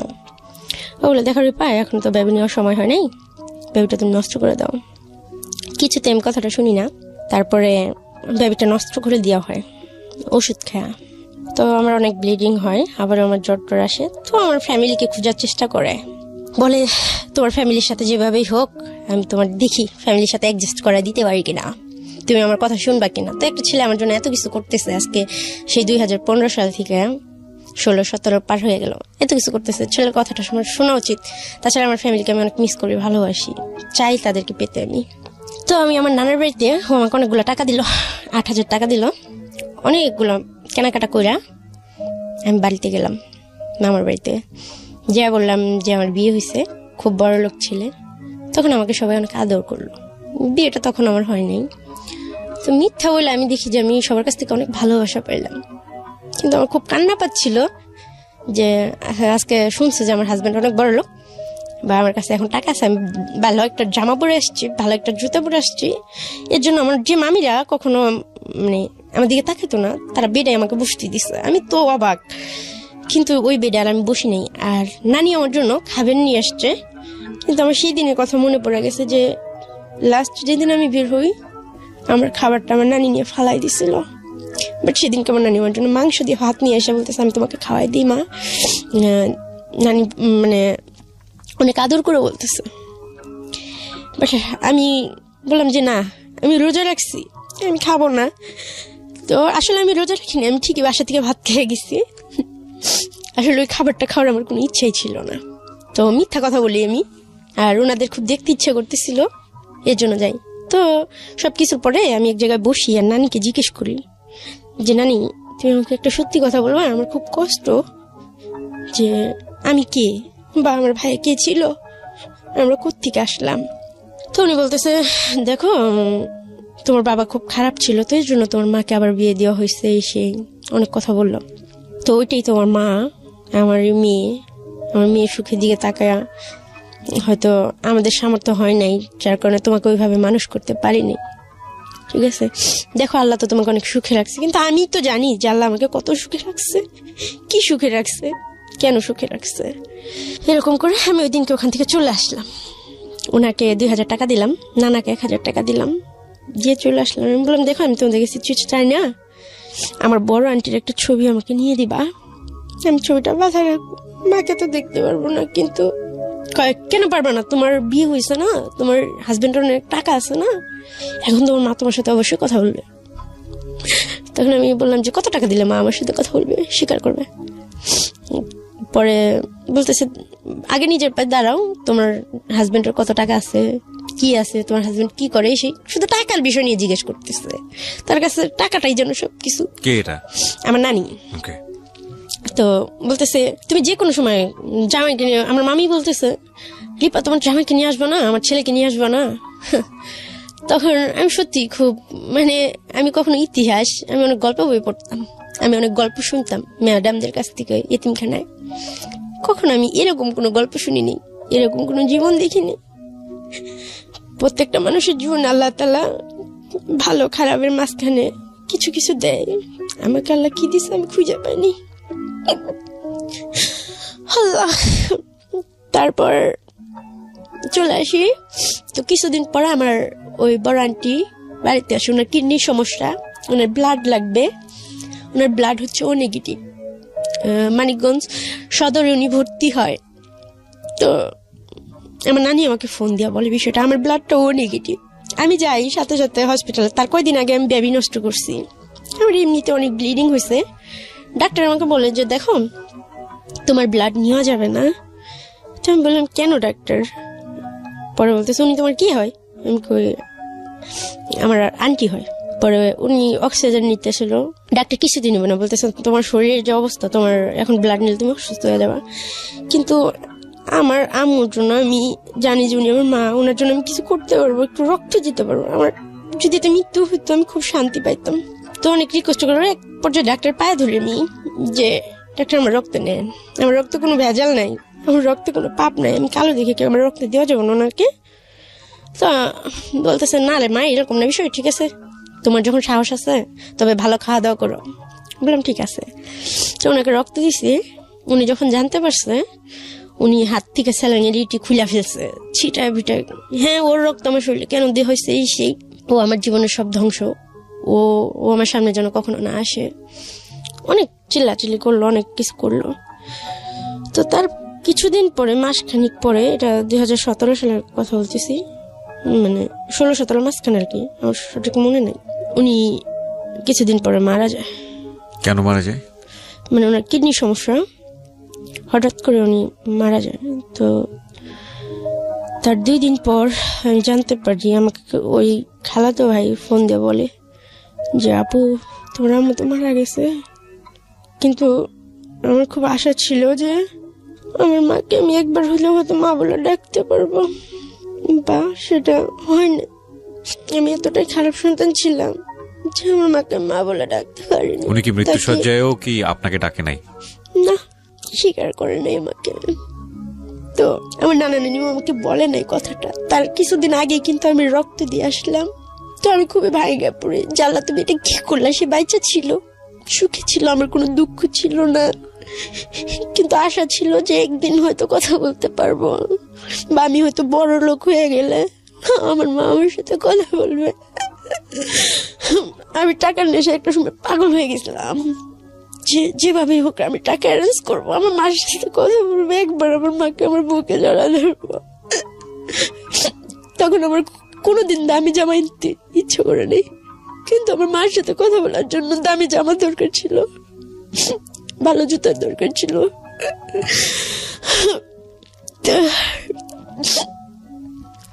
সেটা ওর কাছে ছিল না। তো জানি না সে কেন এমন করছে, আল্লাহ তাকে ভেস্তে নসিব করুক। এখন আমার মার জন্য অনেক দোয়া করে। আমার মাকে আমি দেখিনি, জানি না, তারপর খুব ভালোবাসতাম। মা শব্দটাকে আমি খুব ভালোবাসতাম। সবার মাকে আমি খুব সম্মান করি, আমি কিন্তু মার কাছ থেকে কিছু পাইনি। তারপর আমি বলি সবাইদেরকে, মা যতই খারাপ হোক তারপর মাকে কখনো কষ্ট দেওয়া আমার মনে হয় উচিত না। আমার গর্ভে যখন 2 মাসের একটা বেবি আসছিল, 2 মাসের যন্ত্রণায় আমি বুঝছি যে মা হওয়া কতটা কষ্টকর। তো আমার মার প্রতি আমার কখনো রাগ হয় নাই, কখনো আমি অভিমান করি না। বাবার প্রতি অনেক কিছু হয়েছে, ছেলেদের প্রতি অনেক কিছু হয়েছে, কিন্তু মার প্রতি কখনোই হয় নাই। কিন্তু আমার মাকে আমি পাই নাই। আল্লাহ যেন এরকম আর কারোর সাথে না করে, মা ছাড়া কোনো সন্তান যেন দুনিয়া না রাখে। আমি হয়তো বাইচাচ্ছি, আবার জানি না আমার জায়গায় অন্য কেউ থাকলে কি করতো, কিভাবে নিঃশ্বাস নিত। আমার নিঃশ্বাস নিতে খুব কষ্ট হয়। আমার পৃথিবীটা খুবই একার। ঈদে যখন সবাই দেশে যায়, আমি একা একটা রুমে থাকি, পুরো বিল্ডিংটাই ফাঁকা হয়ে যায়। ওই ছেলেটা ও দেশে চলে যায়, আমি একা একা থাকি। আমি ঘুমের ওষুধ খাই, দিনগুলা কাটাই, হয়তো 6-7 দিন পরে আসে। এরকম করতে করতে এই ছেলেটা বলে, আমি তোমাকে কোনোদিন ছেড়ে যাবো না রিপা, তুমি টেনশন করো না। বলছি না, সবাই আমাকে ছেড়ে চলে যাবে, তুমি আমাকে মিথ্যা আশা দিও না, আমাকে কখনো মিথ্যা বলো না। তোমার যদি অন্য কোনো মেয়ে পছন্দ হয় তুমি আমাকে বলো, আমি নির্দ্বিধায় তোমাকে ছেড়ে দেবো। ও আমার মার মৃত্যুর কথাটা শুনে ও আমাকে অনেক সান্ত্বনা দেয়, আমার পাশে থাকে, আমাকে অনেক ভালোবাসে। তখন ওই যে লোকটা আমাকে বিক্রি করে দিচ্ছিল, ওই লোকটার সাথে হঠাৎ একদিন রাস্তায় আমার দেখা হয়। সেটা হলো মিরপুর 11.5 নম্বর রূপনগর আবাসিক এলাকায়। দেখা হওয়ার সাথে সাথে আমি খুব ভাবের সাথে হাইটা চলে যাওয়ার চেষ্টা করি, কিন্তু আমি আশায় থাকি যে উনি বোধহয় আমাকে পিছন থেকে ডাকবে, বাট উনি আমাকে ডাকে না। তখন আমি নিজে থেকে আবার পিছের দিকে ঘুরে ওনার কাছে যাই। আমি কিন্তু সেই মুহূর্তে জানি যে উনি আমার বাবা। যাওয়ার পরে ওনাকে আমি জিজ্ঞেস করি, আপনি আমার সাথে এরকম কিছু করছেন, ঠিক আছে, আমি আপনার কোনো কিছু বলবো না, কিন্তু একটা সত্যি কথা বলবেন, মানে কোনো বাবাকে এরকম করতে পারে? তখন লোকটা কান্না করে দিয়ে বলতেছে যে দেখো, কোনো বাবা এরকম করতে পারে কিনা জানি না, তবে আমি তো তোমার বাবাই না। তারপর বললো যে তোমার যে আঙ্কেল ছিল, তোমার যে নানা ছিল, তোমাকে আমার কাছে দিয়ে আমার কাছ থেকে 15,000 টাকা নিয়ে গেছিল। এটা আজ থেকে 10 বছর আগের কথা। আমার কোনো কিছু করার ছিল না, আর আমি জুয়াটা খেলতাম, আমাকে তুমি মাফ করে দিও। আমি বুঝিনি, একটু থামাচ্ছি রিপা, আমি কনফিউজ হয়ে যাচ্ছি। কে দিয়ে গেছে ওনাকে? আমার আঙ্কেল আর আমার নানা। আঙ্কেল বলতে? মানে ওই আঙ্কেলটার কথা বলতেছি, ওই যে আমার ওই আন্টির হাজবেন্ড, মানে বড় আন্টির হাজবেন্ড, ছোট আন্টির হাজবেন্ড, ছোট আন্টির হাজবেন্ড এবং আমার নানা, এই দুজনে মিলে এই লোকের কাছে দিয়ে গেছে। অবশ্যই তারাই দিয়ে গেছিল যে এটাই তোমার বাবা, আজ থেকে তুমি তোমার বাবার কাছে থাকবা। বাট এখানে যে টাকার বিষয়টা হয়েছে সেটা আমি জানতাম না। সে ওই যে প্রথমবার দিয়ে গেল তোমাকে, মানে বিক্রি করে দেওয়ার আগ মুহূর্ত পর্যন্ত, তার মানে সে তোমার বাবা ছিল না, এবং ওই বিক্রিটা আলটিমেটলি ওনার কাছে করেছিল। তাহলে আলটিমেটলি বাবাকে জানি না, আজও জানি না। প্রিয় শ্রোতা, আপনারা শুনছেন প্রাণ মিস্টার ম্যাঙ্গো ক্যান্ডি প্রেজেন্স জীবন গল্প। জীবন গল্পের অতিথির গল্পে আবারও ফিরবো, তার আগে আপনাদেরকে মনে করিয়ে দিচ্ছি, সিচুয়েশন যখন খুব কড়া, মন বসে না কোনো কাজে, তখন মন ঠিক করতে মুখ দিতে পারেন কাঁচা আমের স্বাদে Pran mister mango candy, good mood guaranteed. আমরা ফিরে যাচ্ছি আমাদের অতিথির গল্পে। জি, তারপর উনি আমাকে যখন এই কথা বললো, আমি বলতেছি এটা কি বলতেছেন আপনি? তোমার মা বলতে পারবে তোমার বাবাকে, আর এখানে আমার তো কোনো দোষ ছিল না, তুমি তোমার নানা নানির যা জিজ্ঞেস করো যে তারা নিছিল কেন টাকাটা, ঠিক আছে, আমার তো কোনো দোষ ছিল না। তো তোমার কথা শুনা তুমি এতগুলো বছর এখানে কাটাইছো, আমার খুব কষ্ট হয়েছে, যে আমি নিজের অপরাধ বোধই মনে করছি, আমাকে তুমি মাফ করে দিও। তখন কথাটা বললো, উনি আমার মাথায় হাত দিয়ে বললো, মা তুমি একদিন অনেক সুখী হবা, বলে চলে গেল। তো আমার ভাই আপনার কাছে, মানে আপনার গল্পগুলো তো আমি শুনি, আমার বিশ্বাস করেন, মানে এই কথাগুলো তো কাউকে বলা যায় না, আর আমাকে দেখলে কেউ বিশ্বাস করে না। আমাকে কেউ যখন জিজ্ঞেস করে তোর কি আছে, আমি বলতে পারি না যে আমার কেউ আছে, আর তখন অনেক অনেক ধরনের কথা বলে যে সবাই আছে। একদিন একটা জায়গায় অফিসে জব নিতে গেছি, বলতেছে যে তোমার ফ্যামিলি থেকে কে আছে, আমি বলতেছি কেউ নাই। তখন বলতেছে নিশ্চয় কোনো খারাপ কাজের সাথে যুক্ত হয়েছে, ফ্যামিলি ফালাই দিচ্ছে। তখন আমি কিছু বলতে পারি। তারপরে আমার কাছে কোনো কাগজপত্র ছিল না, আর আমি 2015 সালে ভোটার হওয়ার পরে যখন বাংলাদেশ আসি, আমার নানা আমাকে ভোটার বানাতে দিতেও রাজি হয় না। ওনাকে আমি টাকা সাথে যে আমার ভোটার আইডি কাগজটা খুব দরকার, জন্ম নিবন্ধনের কাগজটা খুব দরকার, চাকরি বাকরির জন্য, উনি দেওয়ার জন্য রাজি হয় না। আমি এই কথাগুলো রানাকে বলি যে রানা এরকম ওনার সাথে আমি দেখা হয়েছিল, কি বলছে উনি আমার বাবাই না। বলতেছে দেখো তোমার রোজের টাকা তুমি ভুলা যাও, যা হওয়ার হয়েছে আমি তো আছি তোমার পাশে। এরকম করতে করতে লাস্ট পর্যায়ে যেটা হয়, প্রতিদিনই বাসায় আসে, খাবার খরচ সবই দেয়, কোনো রকম দিন যায়। ও আমাকে বলে রিপা পার্লারের কাজটা শিখো। ওকে বলতেছি যে তুমি ওকে যদি ভালোই বাসো তাহলে আমার কোনো কাবিন নামার টাকা চাই না, বাট তুমি আমাকে একটা সত্যি সত্যি স্বীকৃতি দাও।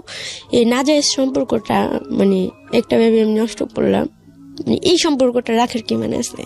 তো ওর বন্ধু ছিল, তো আমাকে একদিন হঠাৎ করে বলতেছি রিপা এটা 2018 সালের ঘটনা, রিপা আমার একটা কাজ আছে, আমার খুব ইম্পর্টেন্ট কাজ আছে। আমি ওকে সুন্দর করে জুতা টুটা পরাই দিলাম, শার্টটা বোতামগুলো লাগাই দিলাম।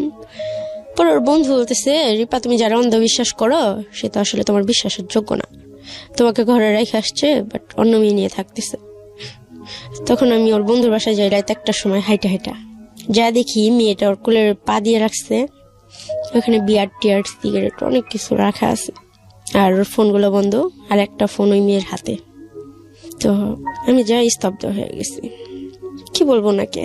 তো উনি ওখান থেকে তখন উঠে নাই, বাট ওর বন্ধু যে বউ ছিল উনি যখন কথা বলতে আসছে আমি ওনাকে জড়া ধরা মানে ফুলের পড়ে গেছি, কান্না করে দিছি যে আমি এটা কি দেখলাম, যাকে আমি এত সম্মান করি মানে পূজা করি, তার পা ধোয়া পর্যন্ত আমি পানি খাইছি, তাকে আমি কখনো ঠকাই নেই, কখনো মিথ্যা কথা বলি নেই, কখনো পরপুরুষের সাথে মিশি নেই, কখনো কারোর সাথে ওইভাবেই করি নেই, কিন্তু সে ঠিকই আমাকে বাসায় রেখা অন্য মেয়েদের সাথে থাকতো।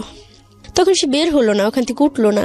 তখন আমি ভাবলাম যে আমি মরে যাব, আমার কষ্ট মানে তখন আমি বুঝলাম যে কষ্ট কাকে বলে। কষ্ট যে জিনিসটা মানে এত দিনের কষ্টগুলোর থেকে মানে ওই দিনটা মানে আমার স্বামী হিসেবে তাকে যে আমি করি মানে এটার থেকে মানে বড় কষ্ট আমার কাছে কিছু মনে হয় নাই। তো সারা রাত আমি বৃষ্টিতে ভিজা বাইরে দাঁড়ায় থাকি গেটের বাইরে। সকালবেলা দাঁড়ান জিজ্ঞেস করে কি হয়েছে, আমি বলে আমার হাজব্যান্ড একটা বাইরের মেয়ে নিয়ে আসছে টাকা দিয়ে, এই বাসায় এনে থাকতেছে।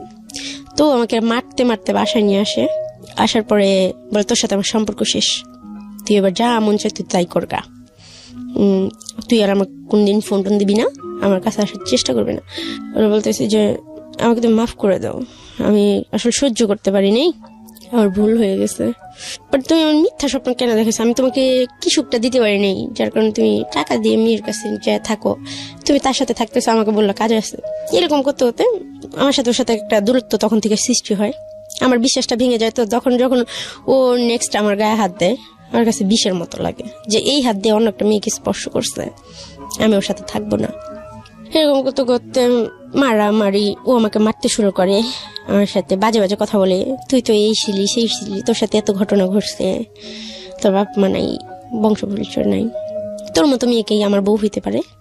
আমি বলছি এই স্বপ্ন তো আমি কখনো দেখিও নাই, আমি তোকে বলিও নাই, তুই বলছিলি, আমি তোকে বলছি। তো লাস্টে একটা মেয়ের সাথে ওর পরিচয় হয়, ওই মেয়েটার জন্য ও আমাকে শ্যামলীর রিয়াব সেন্টারে দিয়ে আসে, 4টা মাস এখানে পাগলা করতে টাকা দিয়া আমাকে এডিট বলে রেখে আসে, বন্দি করে রাখে জেলখানার মতো। জেলখানা তো ভালো, বাইরের আলোর বাতাস দেখা যায়।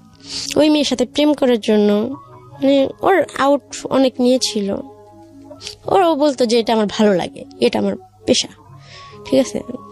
তো আমার আর কিছু বলার ছিল না। তো অন্য মেয়েদের সাথে থাকার জন্য যে আমাকে 4 মাস বন্দি করে রাখছে, এই কষ্টটা আমি সহ্য করতে পারিনি। বন্দি করে রাখার পর আমি দেখতেছি আমার সাজানো সংসারটার মধ্যে আমার বেডরুমে আমি বাইরে দাঁড়িয়ে রয়েছি, আমার সামনে ওই মেয়েটার সাথে ফিজিক্যাল করতেছে। আমি তখন খুব কষ্ট পাইছি, কিন্তু ওকে আমি খুব ভালোবেসে ফেলেছি। আমি জানি না যে ভালোবাসা কিনা, তবে ওর জন্য আমার খুব খারাপ লাগে, ওর সাথে কথা বলতে ইচ্ছে করে, ওর কাছে যাইতে ইচ্ছে করে। তো ওই মেয়েটাকে নিয়ে থাকে, বলে ওর সাথে আমার টাকার লেনদেন আসতে, রিপা তোমার জন্য আমি অনেক করছি, বাট এখন তুমি আমার মুক্তি দাও। একটু থামাচ্ছি দীপা, সরি, আমি আসলে গল্পের মধ্যে ইন্টারাপ্ট করতে চাইছি না, কিন্তু আমার কোয়েরি আছে। আমি গেসি করছিলাম যে সম্পর্কটা এরকম একটা জায়গায় যেতে পারে, কিন্তু আপনার বাবা যখন এতক্ষণ পর্যন্ত আমরা যাকে বাবা জেনে এসেছি এই লোকটাকে, সে যখন তার বললো যে না তুমি আসলে আমি তোমার বাবা না, তখন তো আপনার অন্তত একটা জায়গায় গিয়ে জিজ্ঞেস করার উচিত ছিল যে আপনার আসলে বাবাটাকে, এবং সেই জায়গাটায় কেবলমাত্র আপনার নানা এবং নানি। আপনি কি জিজ্ঞেস করেছিলেন এরপরে গিয়ে? হ্যাঁ করছিলাম বলতে কি আমি আসলে ভাইবে দেখলাম বিষয়টা যে সত্যি ওনাকে তো আমি নিজে থেকে চিনতাম না বা উনি আমাকে নিজে থেকে চিনতো না। ওনার কথাটা তো অতি বাস্তব যে আমার আঙ্কেল আর আমার নানা আইনা ওনার হাতে আমাকে দিয়ে গেছিল যে এটা তোমার বাবা। তো দোষ যদি থাকে অ্যাকচুয়ালি দোষটা কিন্তু তাদের, মানে অপরাধী কিন্তু আমি তাকে ভাবছি, বাট সে আমার চোখে আঙুল দিয়ে দেখাই দিছে বিষয়টা। তো আমি নানাকে যে জিজ্ঞেস করি তখন সে আমাকে ডাইরেক্ট বলে যে তোমার ভাইকে আমরা পালন টালন করছি, তোমরা কি আমি জানি না। সেও একই কথা বলে যে আমাদের কাছে কখনো আর আসবে না। সিম টিমটা মানে ফোন নাম্বার যে সেটা মাঝে মাঝে ফোন দিতাম, সে নাম্বারটা পর্যন্ত চেঞ্জ করে ফেলে আমার নানা নানি। আমাকে এক কথা বলে যে তোমার ভাইয়া হচ্ছে আমাদের বাসায় কাজ করতো, আসলে তোমরা কি আমরা জানি না, ঠিক আছে, আর আমাদের বারবার এইভাবে আসবা না, তাহলে পুলিশে কমপ্লেন করবো। বাট ওই যে সাংবাদিকটা আমার সাথে ফার্স্ট ফিজিক্যাল করছিল ও আমাকে বলে তোমার নানা নামে মামলা করো, রিপা মামলা করো, তোমার মার যে সম্পত্তি আছে ওখান থেকে তুমি সম্পত্তি পাবা, প্লাস বাপ চাচা সব আত্মীয় স্বজন দেখবা, অটোমেটিক বেড়ে আসবে। আমি তখন বললাম যে হ্যাঁ, আমি এতগুলো বছর এত কষ্ট করছি, যেখানে তার স্বীকৃতি দেয় নাই, নিজে থেকে পরিচয় দেওয়ার প্রয়োজন মনে করে নাই, ভালোবাসে নাই, এই ঝামেলা টামেলা করতে যায় শুধু শুধু পুলিশের ফেস হব। আমি আর চেষ্টা করিনি তাদের কাছে যাওয়ার জন্য, তাদেরকে খোঁজার জন্য। আজ থেকে কতদিন হয়ে গেছে, বছরখানিক হয়ে গেছে, আর মানিকগঞ্জের দিকে পা রাখিনি, আর কথা হয় নাই, আর দেখা হয় নাই, আর খোঁজার চেষ্টা করিনি। আমি খুঁজে কখনো কিছু পাইনি, যা পাইছি তা নিতে আমার বুকে অনেক কষ্ট হয়, আমার বুকে জায়গা থাকে না। প্রিয় শ্রোতা, আপনারা শুনছেন প্রাণ মিস্টার ম্যাঙ্গো ক্যান্ডি প্রেজেন্স জীবন গল্প। জীবন গল্পের অতিথির গল্পে আবারও ফিরবো, তার আগে আপনাদেরকে মনে করিয়ে দিচ্ছি, সিচুয়েশন যখন খুব কড়া, মন বসে না কোনো কাজে, তখন মন ঠিক করতে মুখ দিতে পারেন কাঁচা আমের স্বাদে Pran mister mango candy, good mood guaranteed. আমরা ফিরে যাচ্ছি আমাদের অতিথির গল্পে।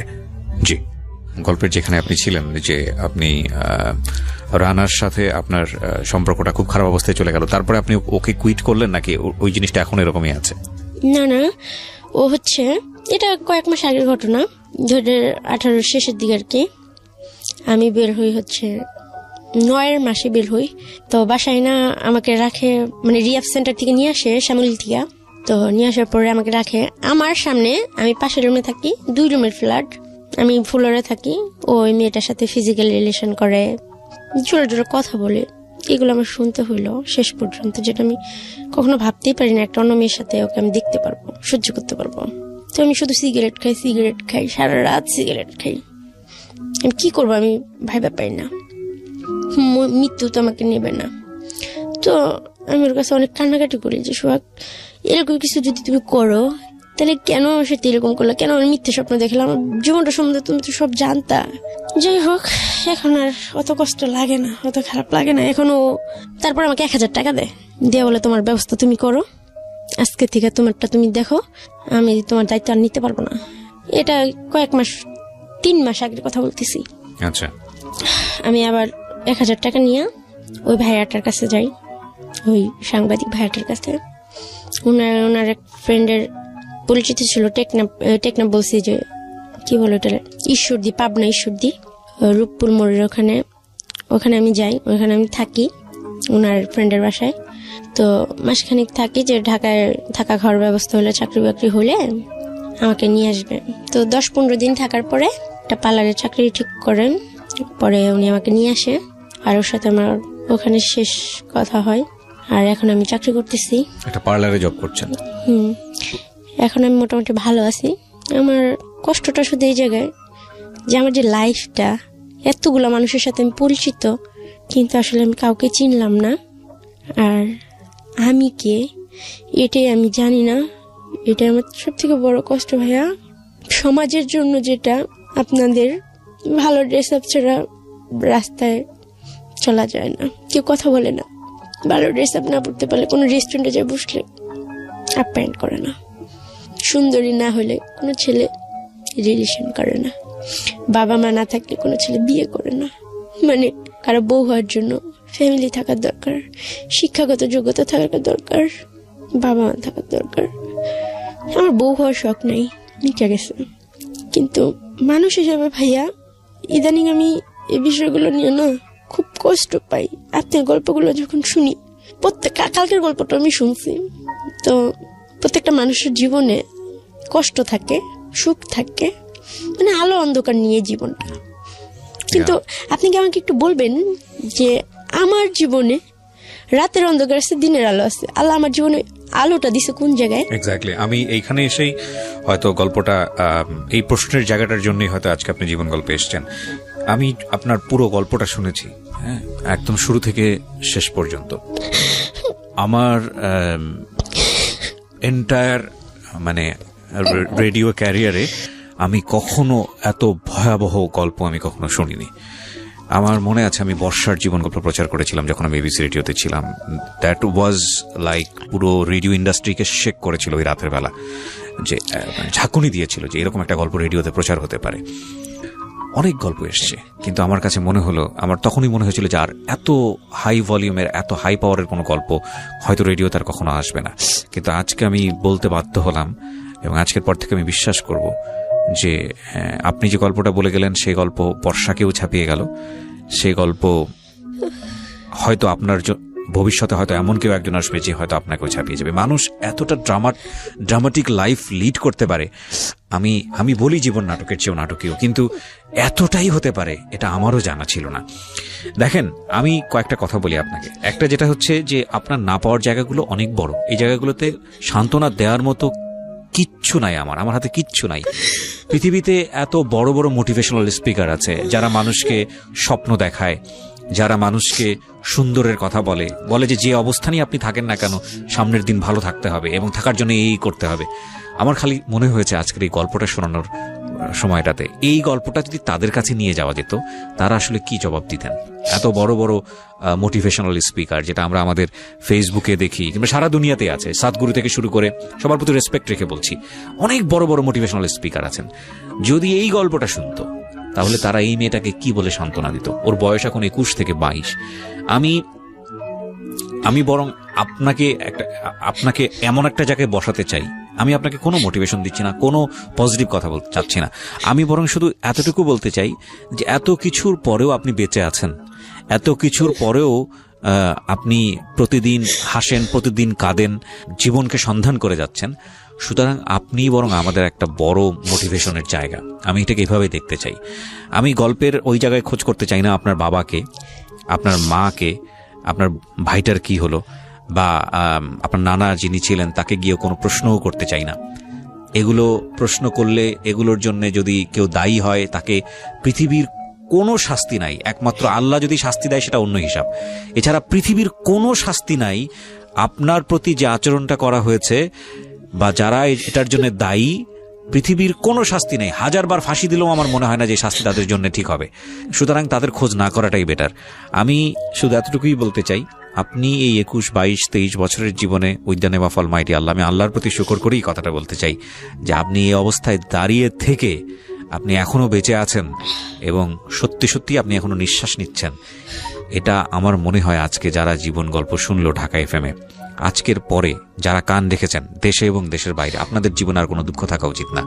এই মেয়েটাকে দেখলে আর দুঃখ থাকা উচিত না। এই মেয়েটাকে আমি আর কিচ্ছু বলার নাই, কারণ আমি ওকে কি বলবো বলেন, আমার কোনো ভাষা নাই। কিন্তু ভাইয়া, সবাই যে বলতো যে আমার মুখ দেখো পাপা, আমার জন্মের পর বাবা আমার সাথে এরকম হয়েছে, ভাইয়ের সাথে এরকম হয়েছে, এই বিষয়গুলো আপনি সত্যি আমাকে বলেন তো, একটা 2.5 মাসের শিশু কি পাপ করতে পারে? কতটুকু পাপ করতে পারে?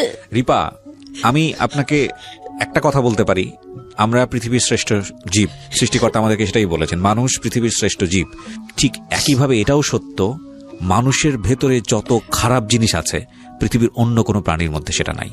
আপনি এরকম জানেন না যে বাবার দ্বারা মেয়ে রেপ হয়? এরকম ঘটনা সমাজে বিরল না? আপনি এটা জানেন? জানেন তো, শুনেছেন, এরকম নিউজ হয়। আপনি কি এটা জানেন না যে 2, 3, 4 বছরের একটা বাচ্চা তাকে রেপ করেছে, গ্যাং রেপের শিকার হয়েছে এবং তারপরে সেখান থেকে 3 তলা থেকে 4 তলা থেকে নিচে ফেলে দেওয়া হয়েছে এবং তারপরে সে মারা গেছে? আপনি এটা জানেন না? জানি ভাইয়া। তাকে মেরে বিছানার নিচে লুকিয়ে রাখা হয়েছে, খাটের নিচে লুকিয়ে রাখা হয়েছে, পরে পুলিশ গিয়ে সে লাশ উদ্ধার করেছে। এটা জানেন না? জানেন তো। এই মানুষের দ্বারা এটা সম্ভব, এই মানুষের দ্বারাই সম্ভব। বিজ্ঞান হয়তো বলবে সে বিকৃত মস্তিষ্ক, বিজ্ঞান হয়তো বা বলবে যে সে মানসিকভাবে সে ভারসাম্য অবস্থায় ছিল না, কিন্তু এই মানুষ এই ধরনের কাজগুলো করে, সে যে অবস্থায় থাকুক না কেন। আচ্ছা, মানুষের মনে না হয় দয়া থাকে না ভাইয়া? মানে আমি আজকে বললাম, মনে হয় যে আমার বুকটা অনেক হালকা হয়েছে, যে আমার কথাগুলো এত ধৈর্য ধরে কেউ শুনলো। ভাবি কাউকে বলতে পারলাম, কিন্তু আমি মাঝে মাঝে খুব নামাজ পড়ি, আল্লাহর কাছে তাহাজ্জুদ নামাজ পড়ি, আমি দোয়া করি। আমি এখনো বলি যে আমি জানি না আসলে আমার বাবা মাকে, আর আমি মনে করি যে আমার বাবা মা কখনোই খারাপ হইতে পারে না, কেননা এখনো আমি আল্লাহর পথে থাকার চেষ্টা করি, সৎ পথে থাকার চেষ্টা করি। আর আমি যদি একটা খারাপ মানুষের সন্তান হইতাম তাহলে অবশ্যই তার কিছু বৈশিষ্ট্য আমার ভিতরে থাকতো। আমি মনে করি মানুষ হিসেবে আমার মনটা যথেষ্ট ভালো, আমি কখনো কারো ক্ষতি চাই নাই, আজও চাই না, আমার শত্রুরও চাই না। আল্লাহকে বলি যে তারা যেখানে থাকুক ভালো থাকুক, আর কোনো বাবা মা যেন, অন্তত কোনো মা যেন সন্তানকে এইভাবে যেন একা ছেড়ে না দেয়। দরকার হলে তারা যেন বিষ খাওয়া মায়েরা তারপর অন্যজনের সাথে বিয়ে করে, কিন্তু এইভাবে বাবা মার কাছে, আত্মীয় স্বজনের কাছে ফেলে রেখা সন্তানের জীবনটা যেন নষ্ট না করে। এটা আপনার মেসেজ। কিন্তু জি, আল্লাহর কেন আমার প্রতি একটু দয়া হয় না ভাই বলবেন? সে তো অনেক মহান, দয়ার সাগর, অনেক কথা শুনি তার সম্বন্ধে। আমি তো জানা মতে ভাইয়া যাই না শুনি না, কখনো কারো 10 টাকা চুরিও করিনি। এখনো অনেকেই যায় যে আমি ভালো জামা পরতে পারি না, কোথাও যাইতে পারি না, আল্লাহর প্রতি কোনো অভিযোগ করি না, কিন্তু আল্লাহ কেন আমার প্রতি একটু দয়া করে না? আমি আপনাকে এই প্রশ্নের উত্তর দিচ্ছি। আপনি খুব গুরুত্বপূর্ণ একটা প্রশ্ন করেছেন। আমি আমার ব্যক্তিগত জায়গা থেকে বলি। হ্যাঁ, মানে বিষয়টা হচ্ছে এরকম যে সৃষ্টিকর্তা নিশ্চয়ই আপনাকে ভালোবাসেন। হ্যাঁ, আপনার হয়তো না পাওয়া আছে, আপনার হয়তো কষ্ট আছে, এবং আপনার অনেক অভিযোগ আছে। সেই অভিযোগগুলো প্রত্যেক মানুষের জীবনেই কম বেশি আছে। আপনি এর চেয়েও খারাপ অবস্থায় থাকতে পারতেন না? আপনি এখন যে অবস্থায় আছেন, ধরেন আপনি জানি আমার চাইতে অনেক বেশি খারাপ অবস্থায়, বা আরো 10 জন মানুষ যে অবস্থায় আছে তার চেয়েও অনেক বেশি খারাপ অবস্থায় আছেন, কিন্তু এর থেকেও তো আপনি আপনার জায়গা থেকে বলেন, এর থেকেও তো আপনি ভয়ঙ্কর রকমের একটা খারাপ অবস্থায় থাকতে পারতেন না? ভাইয়া, রাস্তায় আমি একদিন একটা ভিক্ষুক দেখছি, বুঝছেন, 2টা পা নাই। তো ওর সন্ধ্যার পরে একটা মহিলা তাকে কোলে করে নিয়ে যাচ্ছে। তো আমি জিজ্ঞেস করলাম, আন্টি এটা কি হয় আপনার? বলতেছে আমার ছেলে। সেদিন আমি আল্লাহর কাছে দুহাত তুলে বললাম যে আল্লাহ, তুমি কি ওই ছেলেটার জায়গায় আমাকে রাখতে পারলা না, যে আমার মা আমাকে কোলে করে নিয়ে যেত? আমি ভিক্ষা করতাম সারাদিন, আমি না খেয়ে আসি, এটা আমার কষ্ট না ভাইয়া। আমি খাইতে পারিনি, পড়তে পারিনি, এটা আমার কষ্ট না। ঘুমাইতে পারিনি, এটা আমার কষ্ট না। আমার কষ্ট হলো এই জায়গায় যে এতগুলা মানুষের মাঝে কোনো মানুষের আমার খুব জানতে ইচ্ছা করে ভাই আমি কে, বা আসলে আমার বাবা মা কে ছিল, মানে এইগুলো জানতে ইচ্ছা করে, বা কেন আমার কেউ আপন কেউ নাই। মানে কষ্টটা আমার এই জায়গায় যে আমার আপন বলতে কেউ নাই, আমার ব্লাড রিলেশন বলতে কেউ নাই, আমার পরিচয় দেওয়ার মতো কেউ নাই, আমার যাওয়ার মতো কোনো জায়গা নেই। আমি প্রচন্ড ধর্মভীরু একজন মানুষ, ভয়ঙ্কর রকমের ধর্মভীরু একজন মানুষ, এবং সৃষ্টিকর্তার উপর আমার অগাধ বিশ্বাস। আমি সেই বিশ্বাসের জায়গা থেকে হয়তো আমি আপনাকে ডিফাইন করতে পারবো না যে সিচুয়েশনগুলো আজকে আপনি এখানে বললেন। আমি সেই বিশ্বাসের জায়গা থেকে এতটুকুই বলতে পারি যে কথা তিনিই বলেছেন, যে নেভার বি হোপলেস, কখনোই আসলে নিরাশ হওয়ার প্রয়োজন নাই। আপনার 22 বছরের জীবন, আপনি যেই ঘটনার মধ্য দিয়ে গেছেন, সেখানে আপনাকে অবশ্যই মানে কোনো কথা বলে সান্ত্বনা দেবার মতো, কোনো কিছু বলার মতো আমার কাছে কোনো ভাষা নাই। আপনার জীবনে যেমন 22 বছর সত্য, তেমনি আমার রেডিও ক্যারিয়ারের জীবনে আমি 8 বছর শুধু মানুষের জীবন গল্পই শুনেছি, এবং আমি যতটা শুনেছি তার চেয়ে খুব কমই মানুষকে শুনিয়েছি। তো সেই জায়গাটা থেকে আমি বলছি যে গল্প মুখোমুখি আজকে আমি হয়েছি, আমি সেটার জন্য 8 বছর ধরে প্রিপারেশন নেইনি, এবং আমি আজকে টু বি অনেস্ট আমি কখনো চিন্তাও করতে পারিনি। আপনি যেভাবে এসেছিলেন স্টুডিওতে, আপনার হাসি মুখ দেখে আমার কখনো মনেও হয়নি যে স্টেজে বসার পরে এইরকম একটা গল্প আপনার কাছ থেকে। আমি জানতাম যে একটা খুব ভয়ানক গল্প আজকে আমি উপস্থাপন করতে যাচ্ছি, কিন্তু আমি অনেককেই হারিয়ে ফেলেছি। আমার কথা বলার জায়গাটা যারা আজকে শুনছেন, যারা আমাকে নিয়মিত শোনেন, তারা জানেন যে আসলে আমি এতটা কনফিডেন্টলেস কখনোই থাকি না, কিন্তু আপনার গল্প শোনার পরে আমি পুরোপুরি কনফিডেন্টলেস, এবং সেই জায়গা থেকে আমার কাছে কোনো উত্তর নেই। কারণ যেই জায়গাটিতে আপনি আঘাতপ্রাপ্ত সেটা মন, এই মনের রকমের জায়গায় আসলে মোটিভেশন দেওয়ার মতো অবস্থা আমার নাই পুরো গল্পটা শুনে। কিন্তু আমি আপনাকে বলতে চাই, 22 বছরের আপনার অপ্রাপ্তির জায়গাটা যতটা বেশি বড়, আপনাকে যদি আল্লাহ 22 বছর বাকি 22 বছর বাঁচায়, এবং সেই 22 বছরে আপনার জীবনে হয়তো তিনি এমন কিছু দিবেন যে 22 বছর আপনি পুরোপুরি ভুলে যাবেন, এতটুকু আশা রাখার জন্য আমি আপনাকে অনুরোধ করতে পারি। আমি জানি আপনি সেটা রাখবেন এই কারণ আপনি দেখেন, আপনি অ্যাসাইলামে ছিলেন প্রায় 12 বছরের মতো। অ্যাসাইলাম তো বলবো না, আসলে এতিমখানায় ছিলেন আপনি হচ্ছে প্রায় 12 বছরের মতো। ওই জায়গায় আপনার একটা সুন্দর জীবন হয়ে যেতে পারতো। আপনাকে বহুবার অফার করা হয়েছে আপনাকে ধর্মান্তরিত করার জন্য, বহুবার আপনাকে বলা হয়েছে যে আপনি একটা সুন্দর জীবন পাবেন, কিন্তু আপনি সেটা করেননি। এবং সেটা আপনার দ্বারা করাটা করলে খুব বেশি অবাক হওয়ার মতো সুযোগ ছিল না, এই কারণে যে মাত্র 6 বছর বয়সে আপনি তিনখানা চলে গেছেন। ওই সময় আপনি ধর্মকর্ম কি বোঝেন? সুতরাং ভিন্ন একটা সংস্কৃতিতে গিয়ে আপনি হয়তো এরকম করলেও করতে পারতেন, বাট আপনি করেননি। সুতরাং সৃষ্টিকর্তার প্রতি আপনার যে ডেডিকেশন, আপনার যে রেসপেক্ট, সেটা এখনো আছে বলেই আপনি এখনো ফাইট করে যাচ্ছেন। এবং আপনি যে দিন শেষে একটা কথা বললেন যে আপনি ভালো আছেন, হ্যাঁ, আপনি ভালো আছেনের জায়গাটায় আপনি অনেক বেশি শক্তিশালী, নইলে আপনি 22 বছর পর্যন্ত, এতদিন পর্যন্ত আপনি টিকে থাকতে পারতেন না। আমি আরেকটা কথা আপনাকে বলি, সেটা হচ্ছে কোনো মানুষকে ছোট করে না। আমি যদি রেডিওতে অ্যানাউন্স করি কালকে অন্তত 100 জন লোক দাঁড়াবে যে আপনার ভাই হতে চাই, কালকে অন্তত 200 লোক আমার সাথে যোগাযোগ করবে যে আপনাকে যারা বিয়ে করতে চায়, কালকে অন্তত এরকম 100 থেকে 150 জন মানুষ দাঁড়াবে যারা আপনার বাবা মা হতে চায়। বাট পৃথিবীর কেউ আপনাকে কখনোই গ্যারান্টি দিতে পারবে না যে এই ইমোশনটা আপনার আমৃত্যু, আপনি একেবারে মৃত্যু পর্যন্ত তারা আপনার সামনে ভাবে থাকবে। যেহেতু গ্যারান্টি দিতে পারবে না, সেহেতু আমি অ্যানাউন্সমেন্টটাও দিব না।